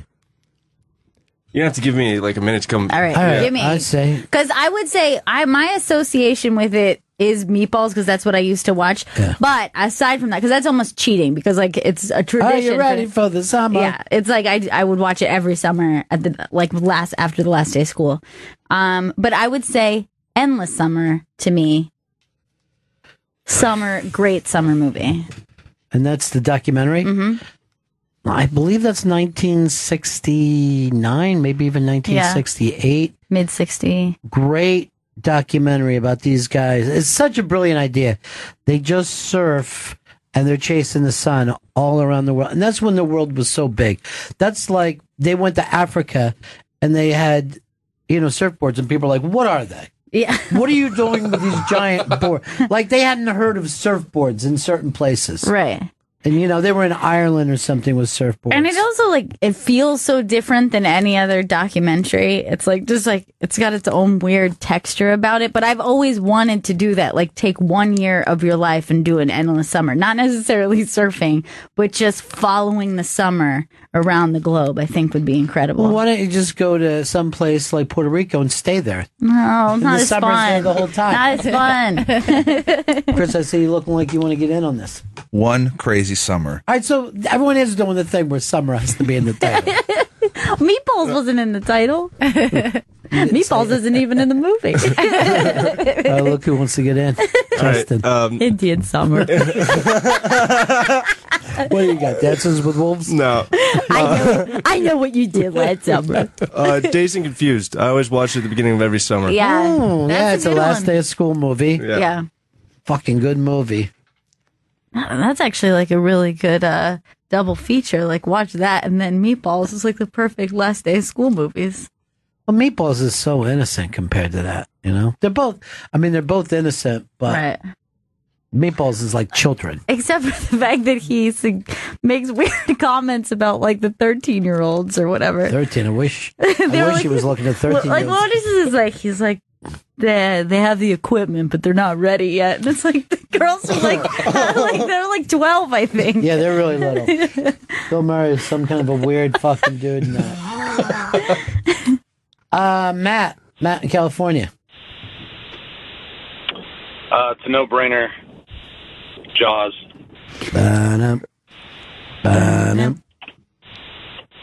It is a no-brainer.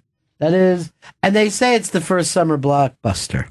The first time that people were like, "Oh man, we can make a lot of money in the summer with these fucking dumb movies." It's really interesting that was like that's the first time that concept, like the idea of doing a big movie that gets everybody to go out as a moneymaker. Movies that were aimed at kids were normally just like, "Hey, we can also make some money off kids." Right. They didn't figure like we can make most of our money off kids. Right. Nobody had ever come up with that. And it changed the movie industry because like that It became ruined the movie. Yeah. It ruined the movie industry, and it took like years. It took a couple years before it caught up. But between Spielberg and Lucas, they fucked the soul out of the. But see, it used to be, all right, I want to make a movie for kids. Great. That way we don't have to put any money into this. We don't care about writing, directing, acting. Right. Those kids will watch anything. Because like before that was like those kind of like beach blanket bingo kind of movies. Like that was like what the teen Captain Beach and the Shrimp Shack Shooters. Yeah, anything that would show up that way. Hey, Bob and Reno. What's happening? For me, it's Stand By Me, and I don't even know why. It's just No, you're right. Yeah. I mean, there's some kids, they're off in the summer. They're looking for a dead guy, you know? You fucking, somebody tries to tell, you grab a gun, you call him a dime store punk. But that fucking scene at the end where he explains that he's the reason why he's even thinking about it because his old friend had got fucking stabbed to death. I can't think And of it. he's sitting there with his kids, and they're that age.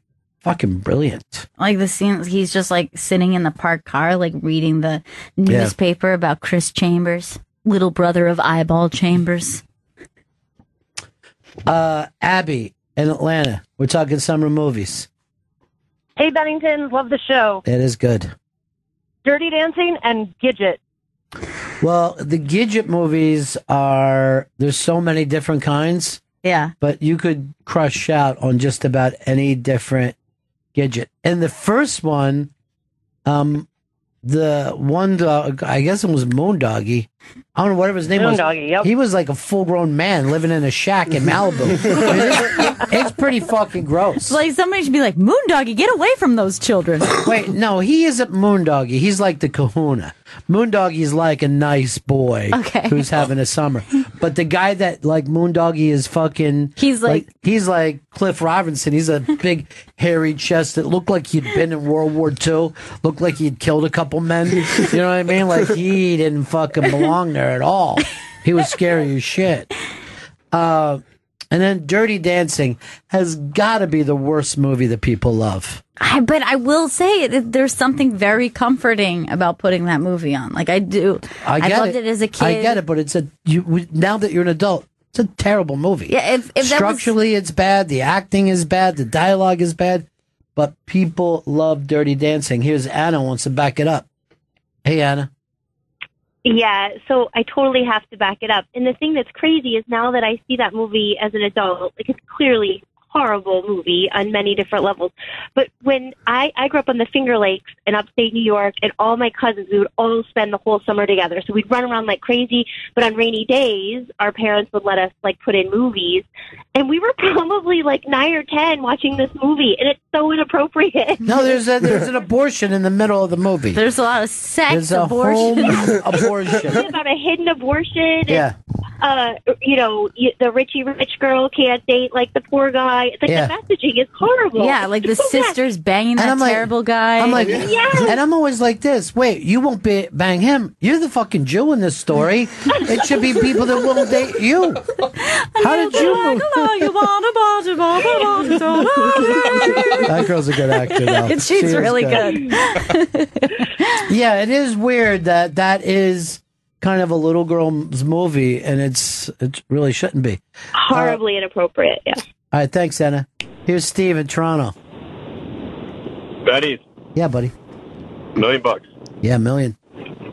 I actually got two of them, both John Candy movies. Great Outdoors, Summer Rental. Agreed on both. Well, here's the thing about Summer Rental that's so ridiculous. He's renting a place in Florida in the summer. It's like the worst place you want to be in the summer. Yeah. So fucking hot and muggy. You want to get out of Florida in the summer. And he's going from Atlanta to down on the Gulf Shore. And the reason why he did it is tax breaks. There was no other reason, but you get a tax break that you weren't going to get if you would have went to the South Carolina beaches. Right, because that's obviously what you would be wanting to do. But I think I've It's weird. I liked both of those movies as a kid, but I have gone back and watched Summer Rental, and I can't remember the last time I watched The Great Outdoors. But I loved that movie. You know, they're making an all-black version of The Great Outdoors coming up. Really? Yeah. I don't know where they end up. I guess they're just in front of a fire hydrant that they open up. You know, I don't know where they go. I don't think that they're going to the upper. Were they in like Wisconsin or Yeah, it was like Michigan? in the Northeast somewhere. Hey, Mark, what's up, buddy? Hey, Ron, how you doing? Hey. Hey, how about American Graffiti? American Graffiti is the last day of summer, I believe. He was going to go off to college. Yeah. Great movie. The fact that it goes to show you that Lucas could make a good movie.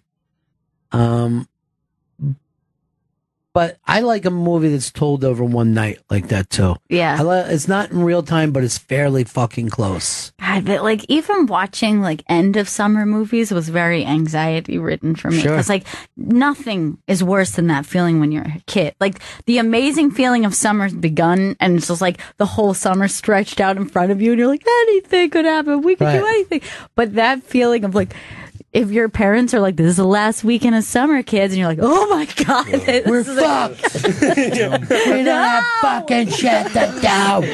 We ruined our night. Hey, Rob, what's up, buddy?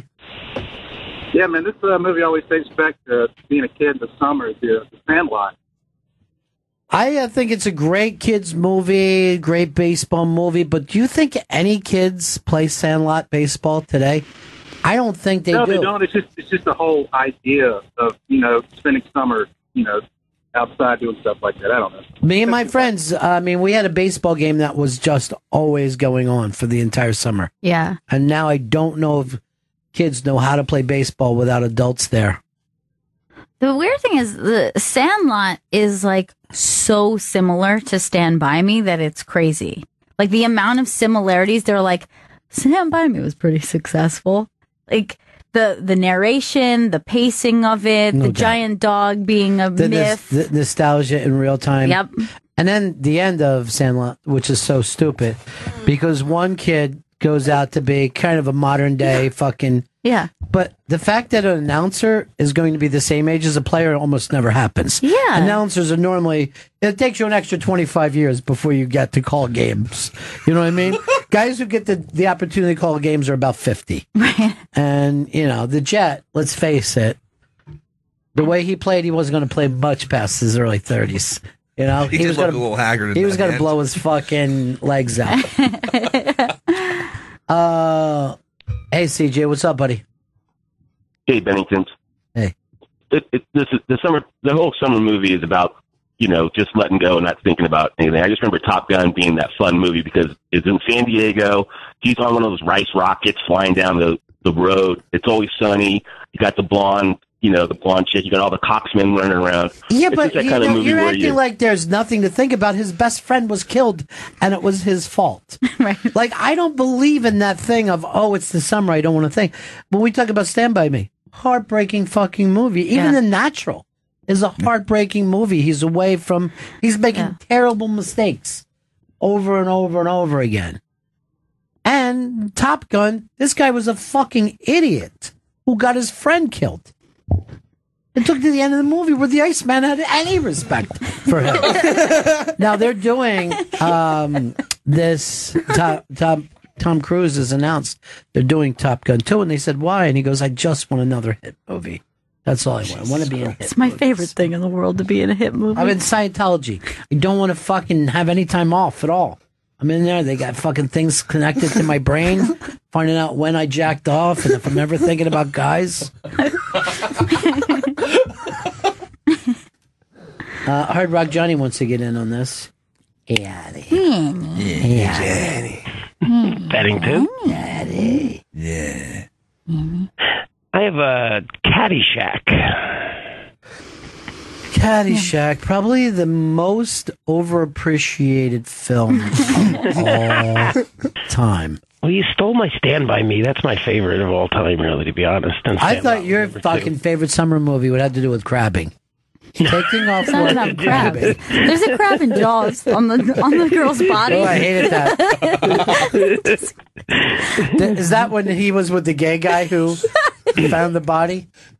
That guy with the real short shorts? Yeah, there's a couple unnecessary gay guys. I feel Jaws. Where you're It's sad that you're saying unnecessary. it's overt for no reason. Like what? Like remember the guy on the dock who's just like he's like it's a tiger shark. And he's like oh what? What? Why?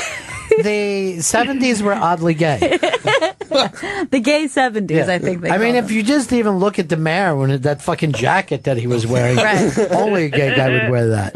little anchors all over it. And also, if you go back and you look at Johnny's favorite fucking movie, there's a lot of gay stuff. Like, why is everybody hanging out with this young fucking kid? You know, Chevy Chase seems like he's gay. Yeah. And then the judge feels like he's gay. Oh, yeah. Rodney's fucking gay as shit. No. You know?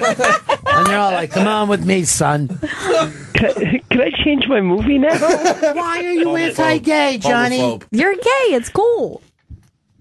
I am. No, but you like gays. I mean, you're. I don't have a problem with gay people. I'm like some other people that are in that studio, Chris.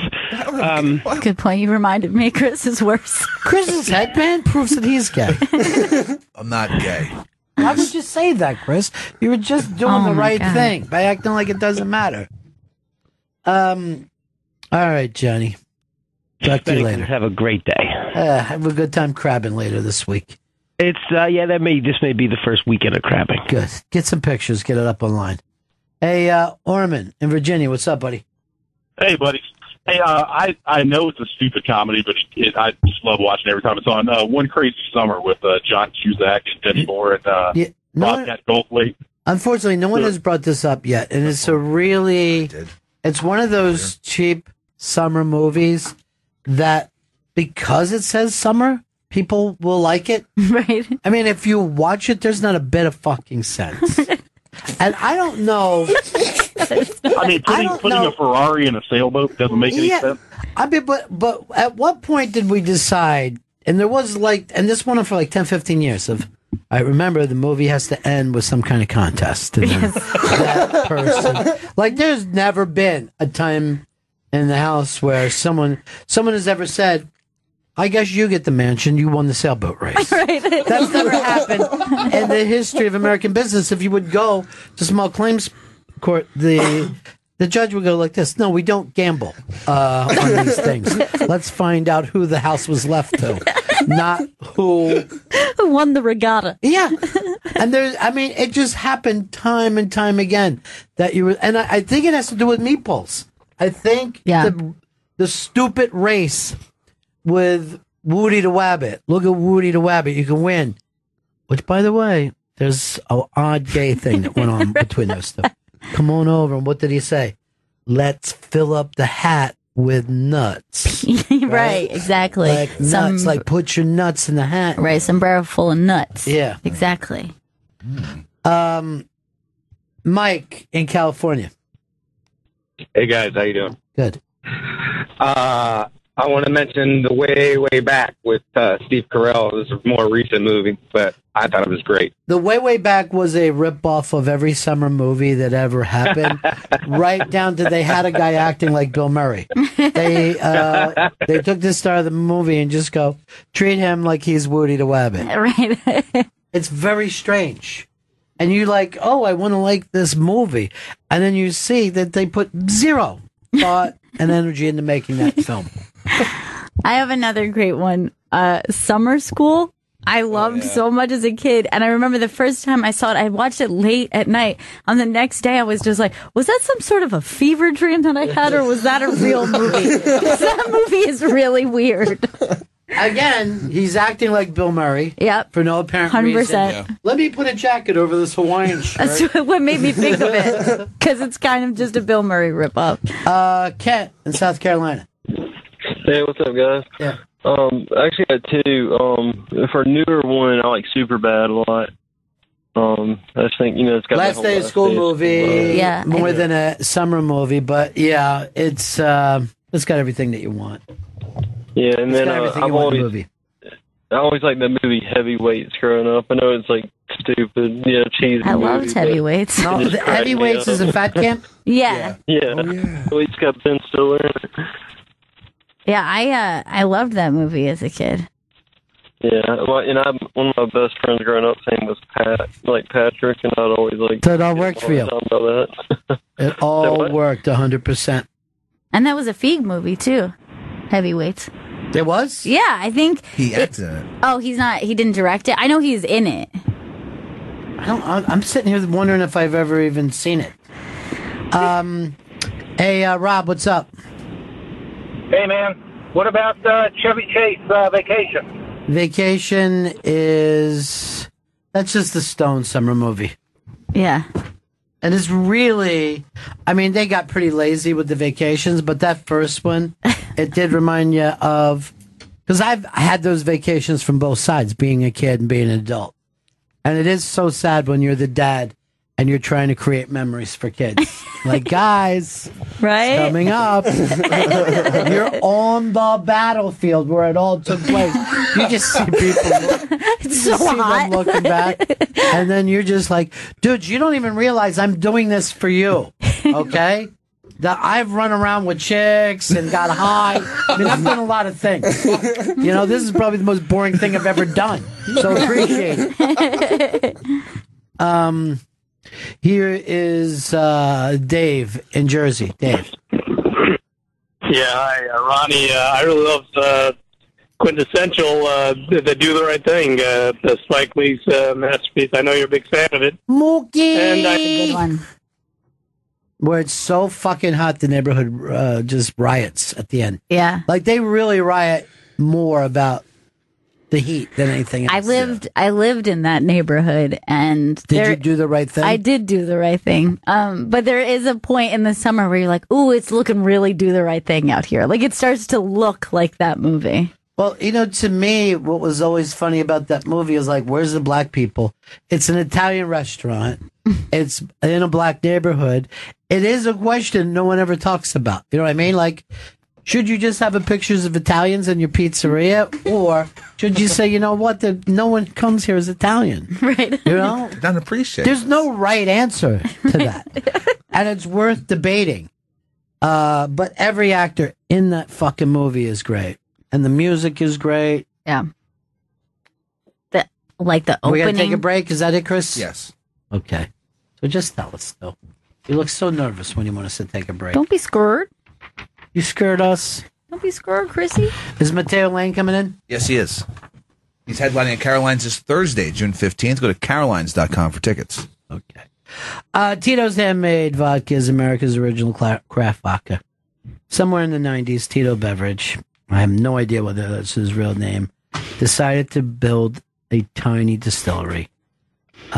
He said, look, I'm going to just do what they do with the boutique winery business. He goes, I'll do it in the spirits industry. Then he said, I'll get the first legal permit to distill in Texas. And he racked up 19 credit cards. I don't think he paid any of them back either. And he built his own copper pot stills and condensers. Well, since then, he has been awarded a 95 rating by wine enthusiasts. Boom. Won the unanimous Judge's Choice Double Gold Medal at the World Spirits Competition. Bang. The Chairman's Trophy for the world's best vodka tonic. Boom shakalaka. And that's just naming a few. Name more if you want to. I'll listen. Tito's has a modest paper label on a simple bottle. Hey. No, it's so all you pay for is exceptional handmade vodka inside. Tito still makes his vodka by hand on the same land where he started it all. Distilled 6 times from 100% corn and naturally gluten-free. Visit all of us. We'll all be there together at titosvodka.com. That's where we put up our recipes, songs, and mo. 40% alcohol by volume, handcrafted to be savored responsibly. Power couple. Welcome back to Bennington. Mateo Lane's in studio. Hello. Mateo- Oh my God, look at this. Thank you so much. Water in a coffee cup? You guys, this is it's too all, much. all for you. It's for you. Mateo's headlining Caroline's this Thursday, June 15th. Go to carolines.com for tickets. On Twitter and Instagram at Mateo Lane. Yes, I'm naked on Instagram. I've I'm getting better at the joke writing on Twitter. I'm moving away from my Mariah jokes. And please come see me at Caroline's because I can't perform for 3 people. And then that giant fucking hangar. Giant room. I mean, yeah. You know what's so funny is like when you go on the road. I mean, I was in Ohio 2 weeks ago with Nicole Byer, and everything wrong happened to us in Columbus, Ohio. First of all, they put us in a comedy condo. You know, it's like a place that, which is just a place Anne Frank wouldn't hide in. So, and when you don't want to masturbate on the couch, it's bad. And I was like, all right, I'll just hang out at Starbucks all day. And I was crossing the street, and a car just screamed faggot at me as I was standing there. But it was a drive-by faggot. So while I'm standing there, you just hear like, faggot. And I was just like, I mean, I was in a boa and a sundress, but it's like, what is these people? Yeah, it was an awful experience. I'm very happy to be performing in New York. Well, you know, I'm going to do a town hall with Eddie Izzard tomorrow, and he talks about the amount of times that he's gone out over, dressing the way he wants to dress. I guess it's considered transgender, but he still gets stuff yelled at him to this day, which is crazy because, it's 30 years into this. Right. Now, I always wondered, because I'm not going to ask him about it, how does the transgender work when you're straight? That's still it's transgender? Like trans... So I think is your sexuality and your gender are 2 different things. Right. So you can be, if you're born a man, but you're transgender and you're actually a woman on the inside, you could still be a straight woman. Or a but gay he doesn't woman. consider himself a woman at all. Right. So he's more like it's a transvestite is when you dress. Yeah, it's a man who just wears women's clothing. I thought we didn't use the word transvestite anymore. I think you can use it, yeah. Okay. Transvestite's just a man who wants to wear women's clothing. All right, so he's a transvestite. Right. Yes. Because some days he dresses like a dude, some days he dresses like a lady. I'm pretty sure that would be under the transvestite. Okay. But still I'm glad to know that before I go in. There's a famous trans person down the hall right now that I didn't know. What was Janet Mock. What's her last name? Janet. She's not a performer, so you might know. Yeah. Because you She's like performers. really pretty, and I wanted to bang on the window and say hi to her. I was like, oh, she's doing an interview. That would be really rude and unprofessional of me, but I almost did it. She's getting, or she either just got married or she's getting married soon. Listen, on Instagram, I follow her cooking and men's butts, so I'm just constantly hungry. You like men's butts? Yeah. But now I don't even know if I'm desensitized to it because there's so many butts on Instagram. It's just Instagram is just butts with memes next to them. Here's the problem for you. Out of all the great men's butts, you're the one with it. Mm-hmm. You've got one of the great butts of all time. So you gotta be disappointed every time you're out looking. I have a nice butt for my body, but I'm going to see a trainer. I train once a week with a trainer just for legs. So that's, I don't know. I'm Mexican You're and so Italian. butt humble. Thank you. Who's a man with a great butt that you could tell us here? Rafael Nadal is the best butt in the world. All right, let's look at it. And he's famous for his butt. It's huge. Yeah. It's huge on that tiny little Spanish body. You got to get one. Yeah. Come on, Chris. With standing up so you can see the shape of the butt. Yeah. Thank you. Yeah. Chris, is that how you want to see a woman's butt? Standing, a man standing. Turn it around. You just went to his butt. God. Just look at a regular the picture. swimsuit one. There you go. All right, there you go. That's a big butt. Chris, I would give anything in the world to just touch Rafael Nadal's butt. Yeah, I mean, that almost looks padded. Look at the shape. That's so rare to see. It looks like he's wearing a drag queen's padding. Yeah, he does. I think that looks like Mateo's butt. If I was to say, Mateo has that kind of a butt. You have a nice round globe butt. Thank you. Yeah. Yeah, that's all I have on my Instagram as of right now. But it seems to be working for me, so... Is it too much? I just saw Carmen Lynch in the elevator, and she was like, "Oh, I love your Instagram." I was like, "Thank you. It's very X-rated." And Stavros is back, by the way. He is. He gets to. He's Stavi baby. He's back. All right, good. He came back with a picture of him in his underwear and a phoenix behind him. Now, why was he kicked off? He got kicked off because he made a video of him getting head from a fake reindeer. That'll do it. So they said there was reports of abuse to animals. So yeah. Wait, also, did they think it was real? I guess I guess animal so. rape. A reindeer with Christmas lights on its antlers. And Stavi Baby 2. He's kind of rebooted. He's coming back. We're going to do a Pride picture this month. It's Pride, everyone. Happy Pride. Yeah, Pride.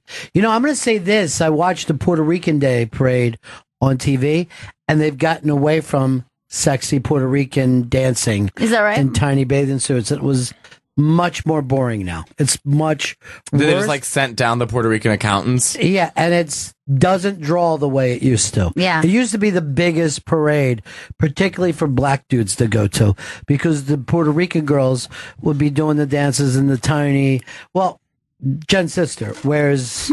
Yeah, it's like a Girl, you carnival. Puerto Rican? No, she's No. Trinidad, but her sister will dress up like that. Yeah, it's like an island. It's like island culture where it's like they wear It's like Rihanna when she puts on those giant... Yeah. Now, do you guys ever do the West Indian parade in Brooklyn? I've never. I'm too scared. Yeah, it it's gets not too the same. shooty. Yeah, It's way too shooty. It's a little too. I wish the Italians had that. Instead, we just have the San Gennaro Festival where it's just 8,000 things of peppers and sausage and like old Italian men screaming at you and like hundreds of cannoli. It's like, can we just get some butts up in here? And then when they walk the saint down, you're supposed to put a buck on the saint. Right. Which is hilarious to me. Yeah, just throw guilt at you while you're trying to enjoy yourself. But the Italians are not sexual in public the way the Latins are. In Italy, they are. Yeah. In America, Italians in America are very different than the Italians in Italy. Italians in Italy are very like PDA. Yeah, You know what I mean? Like they'll make out. If they're not and having very sex touchy. and smoking on the street, they're Yeah. screaming at each other. Well, you know, our friend Adele from The Stand is going back to Sicily, where her father's had a place, and she said that their clothing optional because it's so hot. Yeah. In Sicily. That's where every year I go back to Sicily where my family, I'm going back in September for my cousin's wedding. Yeah. And it's so hot. You literally sleep in a bed in just your underwear, no sheets, nothing. It's just, you're next to Africa. It's so You're hot in the next to summer. Africa. It's That like is 110 true. degrees. It is. You could throw a rock to Africa from You that. could. It's so close. Yeah. Sicily's almost touching Africa. But, you know, I don't know. I'm going back to Italy. I can't wait. Did I tell you about my date when I went on to Italy? Went in last time. I've never been on a date in Italy, and I wanted like my Diane Lane like Tuscan under the Tuscan Sun Love moment. that movie. But Movie's so I good. got on Grindr, so like it was straight to like no. And I met up with this guy named Francesco who was in the closet, and so trying to meet up with him was just like a drug deal because he kept being like, "Meet me this place, this time." I'm like, okay. And then I met him, and he was in the bar, like standing outside the bar under a shadow, like so. Hopefully no one would see him. And the date was an hour. The date was an hour long. And it was so dramatic. It was every feeling you could possibly feel within one date. We immediately started screaming at each other because I thought he should be out of the closet. So the conversation's just like, ma perché te lo vuoi dire ai tuoi genitori che tu sei gay? Perché non capiscono? And then we just start making out.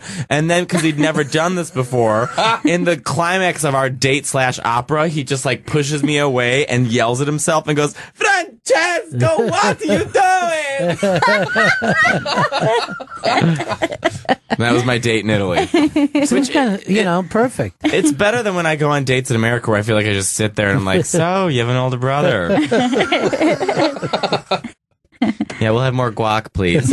Mateo Lane's in studio. Mateo's headlining Caroline's this Thursday. Same at Caroline's. It's this Thursday, June 15th. Go to carolines.com for tickets. On Twitter and Instagram, it's at Mateo Lane. Can I tell you real quick? I saw a couple arguing in public, and this is okay. Does anyone else like watching couples argue in public? Love it. All right. So first of all, when I see these people, I don't know who they are, but I immediately pick a side.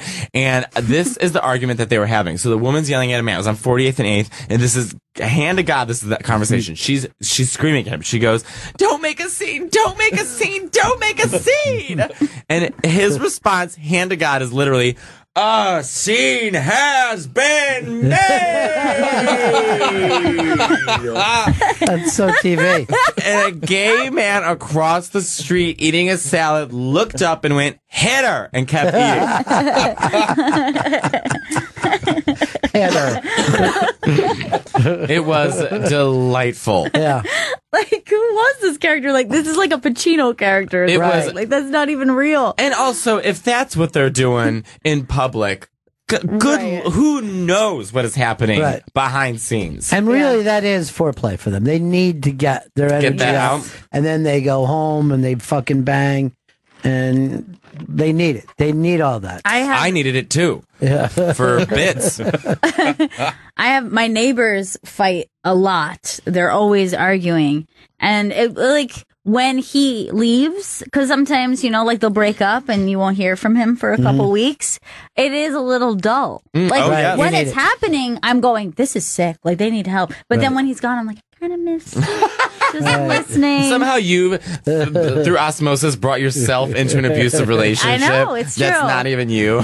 I one of my favorite arguments, and they like to have a little drink to unwind themselves, so that's kind of fuels the whole thing. But one of my favorites was he was just like, your friends are so boring. They're so boring. And she's like, you're mean. You're just mean. They're just fighting about how boring her friends are.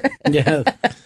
I love watching couples argue in public. It's just absolutely fascinating. But my two things I've been doing lately are watching couples argue in public, and also, does anyone, I know none of you do, but does anyone follow Lindsay Lohan on Instagram? I do not. It is better than Game of Thrones.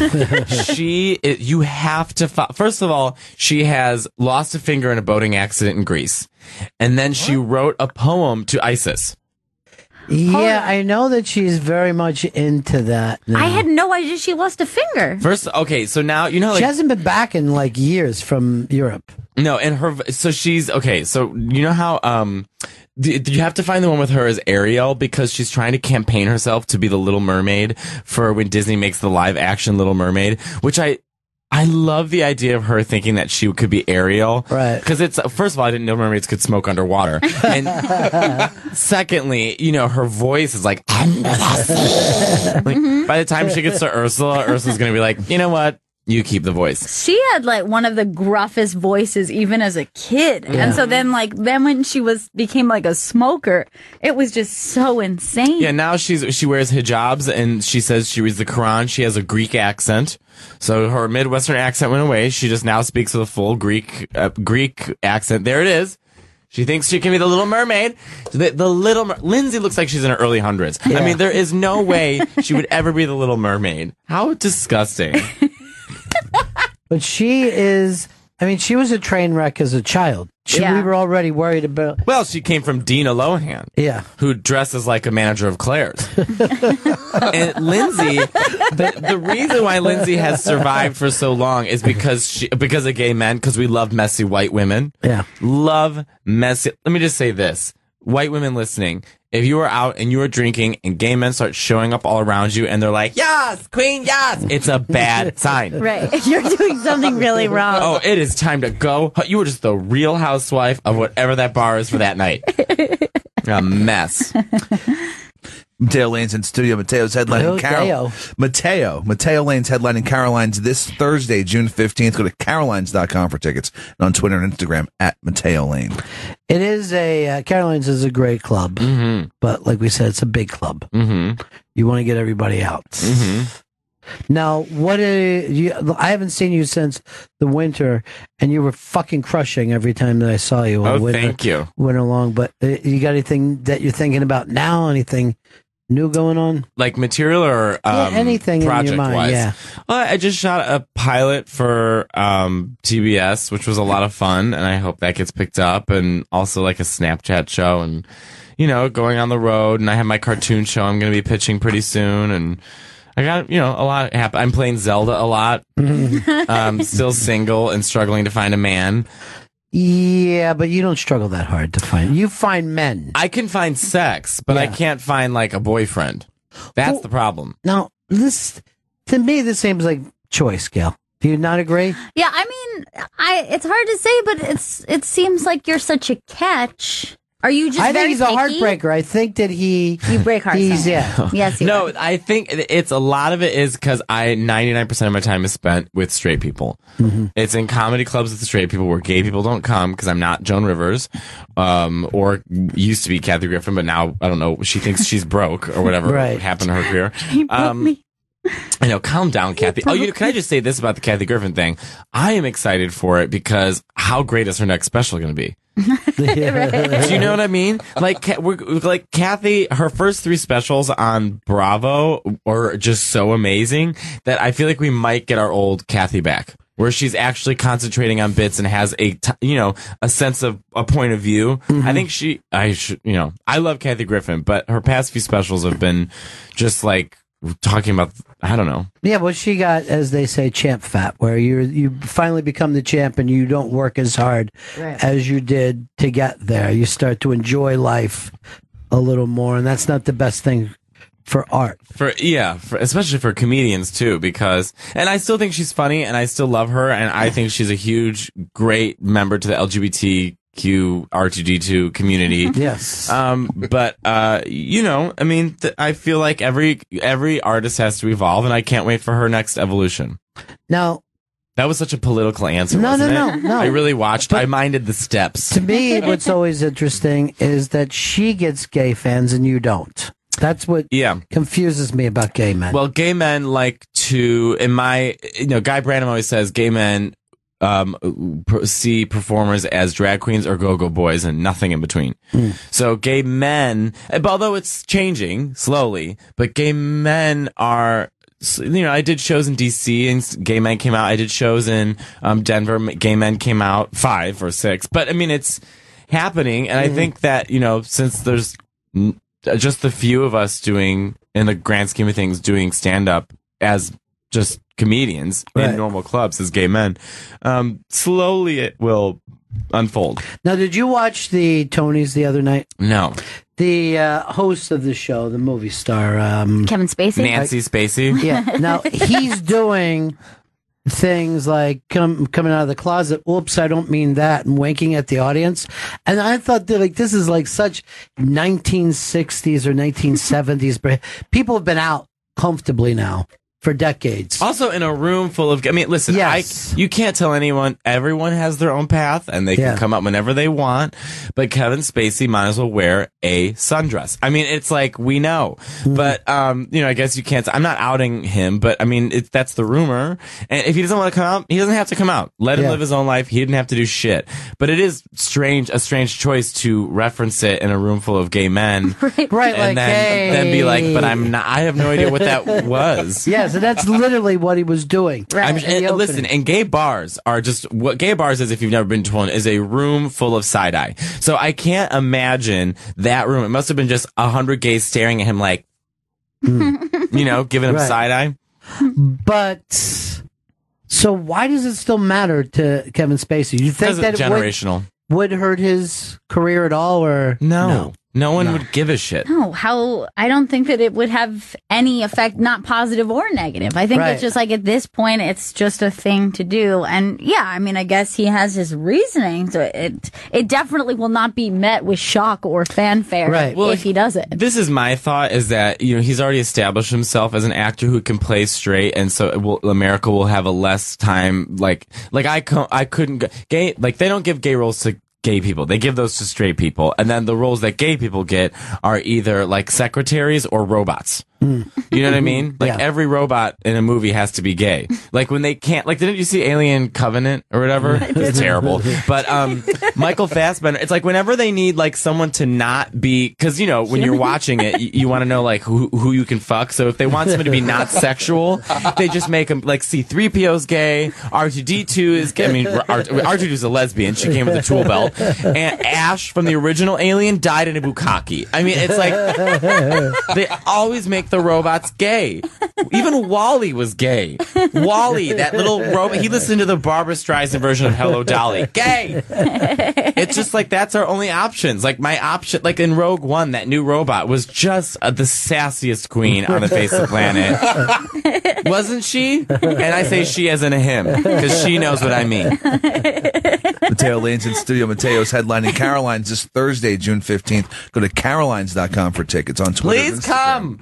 See, Chris, the thing is, I think you're being I don't think that you've got the excitement in your voice that we're looking for. I am excited. You seem very droll just saying that. All right. Everyone should really come see my friend Mateo performing at Caroline's on June 15th. Billy Stretch is going to come and play piano, and I'll talk about Kate Thompson.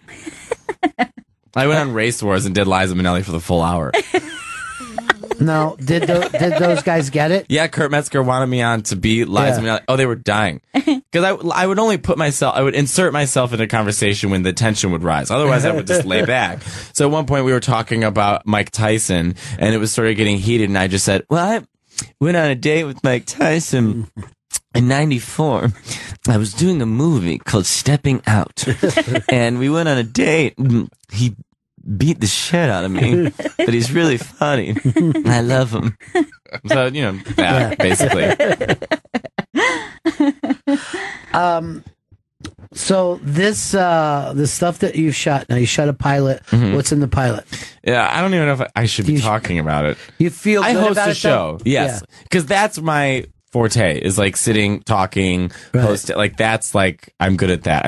I'm very curious. It was a show where we interview people essentially, but there's like, so I mean, that was like so much fun for me and very, very natural to me to sit and talk to people.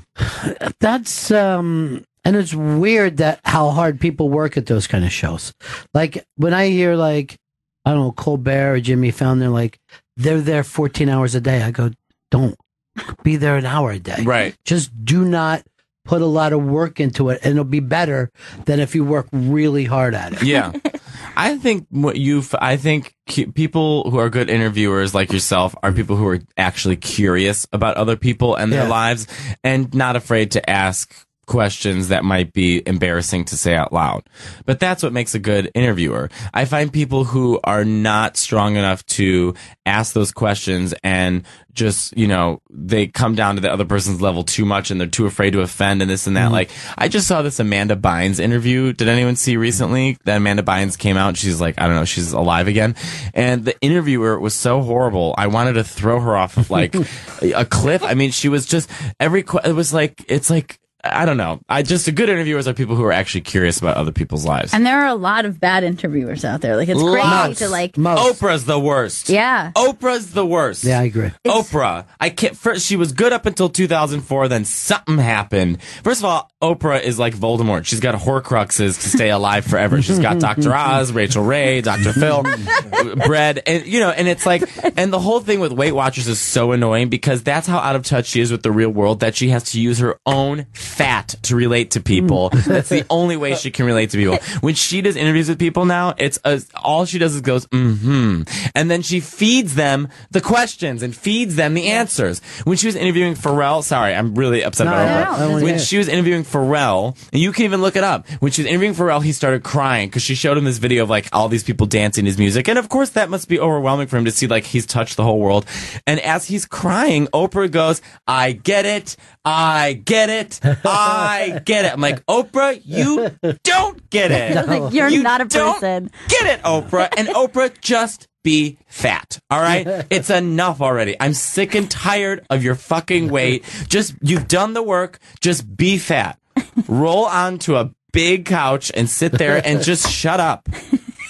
Jen, you're an Oprah fan, right? I love Oprah. Oh, please. Oprah before 2004 was great. She was a great woman. But now she thinks she's a deity. I mean, she's so annoying. The guy who brought me into Sirius runs her company, and we've never seen him again. Like, when he went into the Oprah world, he just never. It's like he joined Scientology or something. Oh, yeah. I'm and he was like a regular guy. I've known him for decades. And as soon as he moved out, when she moved to L.A., he moved out there to be next to her. I would imagine it's not much different than Scientology because you know that there's got to be like a lifestyle that you have to like adopt, and like this is the kind of mentality that we have to stay on brand with Oprah. It's all that shit. Of course it is. It's an empire. And Deborah Wilson did the best impression of her ever when she was on Mad TV. Do you remember that Mad TV Oprah? Oh, it was genius. Yeah. Did you find it of him crying and then what she says? Yeah. That's just after they showed him. Yes, this is it. This is it. Yeah. And watch how Oprah brings it back to her.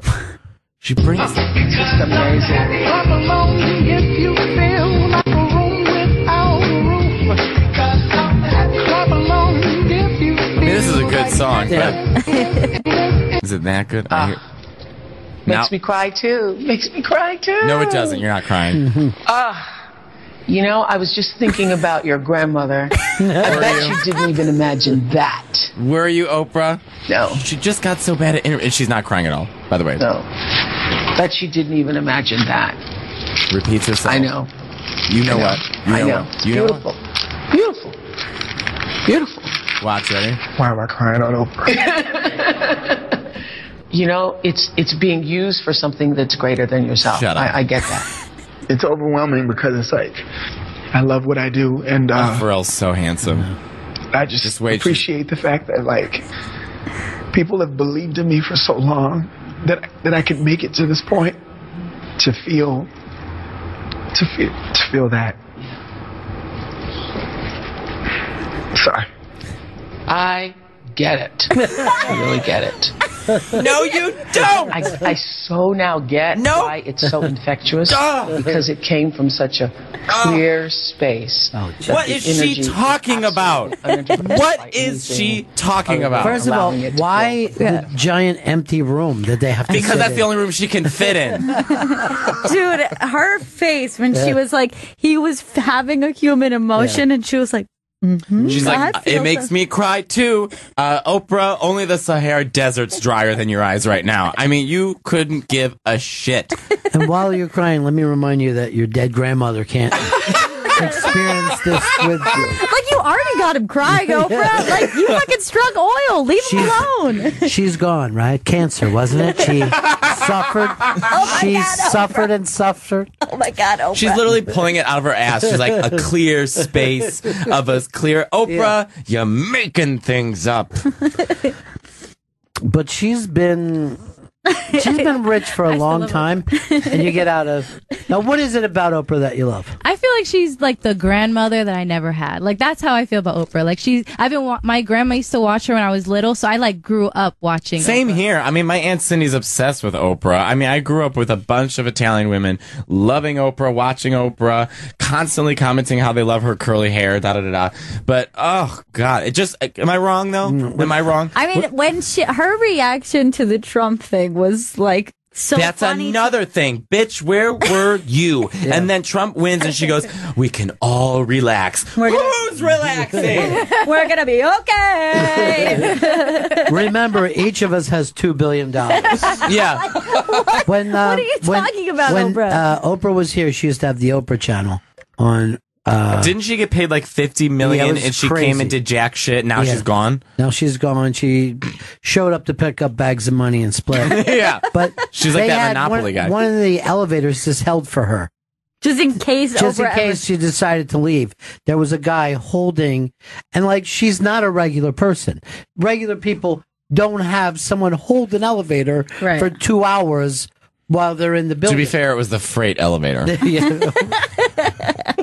But isn't that strange that, you know, everyone's like, she's so relatable, but it's just the opposite. Yeah. She used to, when you watch her show and like old clips, she used to be relatable. Yeah. She really was like, I remember she cried when Mary Tyler Moore like surprised her and like, I'm crying with her. And like, it was a show where it was like, oh my God, it was so amazing. But then, I don't know, then like everyone just started like sucking up to her and she just, okay. I went and saw the Oprah show live when I was, in high school and no, I was in college, and it was an episode that was like a karaoke contest, and they had like it was very American Idol-esque, and they had two women. They had the judges were Ashford and Simpson, and I kept calling them Ashley Simpson. And Oprah had a gay man who walked around, and when she would walk, she would take off her heels, and he'd carry them and then put them back on her. My friend Pat went to the Oprah show, and he said he was next to two huge women from Ohio,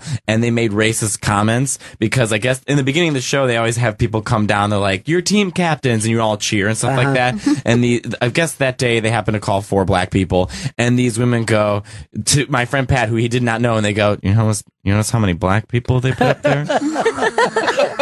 And Pat had to be like, it's the Oprah Winfrey Show. Right. But then when Oprah came out, he said he's in his head this happened, but like it didn't really happen, that the mother was holding the daughter by the ankles to reach to touch Oprah. Follow Pat Powers on Twitter, the funniest person on Twitter. Pat Powers, one word, and it's just a picture of Angela Lansbury. You know, Mateo plugs, but you don't, Chris. Sound like really excited about this show. Mateo Lane's in studio, and Mateo's headlining Caroline's Comedy Club in New York City this Thursday, June 15th. Go to carolines.com for tickets, and on Twitter and Instagram, it's at Mateo Lane. That does not sound like a real announcer. It doesn't sound exciting. Ladies and gentlemen. There we go. They're great. Do it like Oprah, you know, like the way Oprah plays. What do you guys do? You think Ellen became the new Oprah, or it's not even comparable? I heard Ellen's doing a new Netflix special. I am so fucking excited. Ellen is, besides Joan Rivers, is my favorite stand-up comedian. Ellen, I can't imagine the money that they offered her for her to see it. I can't. Because it wasn't her idea, it wasn't her dream. Right. They offered her a planet. Yeah, she gets a call from them and she just wants, what? Are you fucking serious? Yeah, I'll put together an hour for that kind of money. But you know it has to be a year's salary for what she's doing now. Yes. And Where is she going to work out that material? That's a really not maybe just in front of her own audience, just the studio audience. Maybe. Do 5 new minutes because those people love her. Like there's no tomorrow. She's very loved. That was my first album, was Ellen DeGeneres, her comedy album, and I was like 10. And my favorite joke of hers ever is, it's just, she was so good, where she's like, I was coming home from kindergarten. Well, they told me it was kindergarten. I found out later I was working in a factory for 2 years. I mean, she was so imaginative and creative, and I just love Ellen. And her Here and Now special is just such a good special. She's got the perfect like cadence and likability and like speech pattern and joke writing. Like, she's just so fucking good. I loved her show when I was a kid. I loved just, her show. Fell in love with her when I was a kid. She had that, like when she was rocking a mullet and would wear a suit, and it was a real don't ask, don't tell. Yeah. Like, you know, it was still coming to Did shock. you guys in the 80s know that she was a lesbian? You know, it's a really good question because I don't think it came up, but just about every female comic was then. Paula Poundstone. Yeah, I mean, it just went on and on. But she was like a girl Jerry Seinfeld. You know what I mean? Like, she was as professional and her sets were as tight as Jerry. Now she just fucks around and, you know, life is good. But she went out to kill when she was young. Like, she went out to, like, these jokes are bullets and I'm going to fucking mow down this audience. Because she was so good. She was so good. And I mean, her show, I don't watch her talk show, but I'm sure it's good. No? Yeah, I mean, I don't watch any of those types of shows, so that's like, it's not even the kind of show I would be into, but I watch clips of them. The thing is like, she's so liked that it's kind of lazy. Like, she's like, hey, you see this YouTube thing? We're bringing those people on, and now we're going to give them money. Yeah. You know what I mean? Like, it's just, it's just, you know, when you get really, when the ratings are there, you just like, why break our balls? I watch Wendy Williams. Yeah. Well, Wendy's still hungry. I love Wendy Williams. I hate Wendy. And I do a good Wendy Williams impression. I love Wendy Williams. I hate Wendy Williams. You do it, Wendy? I don't even know if I can do it today because I'm getting over like a cold. But my favorite thing is she sits back. Like, if it's about Brad and Angelina, the picture of Brad and Angelina is behind her, but she doesn't even talk about them. She brings in her own life. She's like, okay, so Brad and Angelina, you know, oh yes. Now, first of all, Norman, did you watch it? Because when you have people come over to your home, I mean, you know, it just goes off in this tangent. So I've never heard anybody else do that either. I love when she goes, oh yes, Suzanne. Anacana, you know. All right, Chris, that's it for us. That's it for us. Plug one more time. Really great. Make it great. Mateo Lane has been in studio. Mateo's headlining Caroline's Comedy Club this Thursday, June 15th. You go to carolines.com for tickets and follow Mateo on Instagram and Twitter at Mateo Lane. Thank you guys so much. All right, that's it for us. See you again in 1974. Ladies and gentlemen, the evening is over. We hope you all enjoyed yourselves, and we'll see you all again in 1974. Good evening!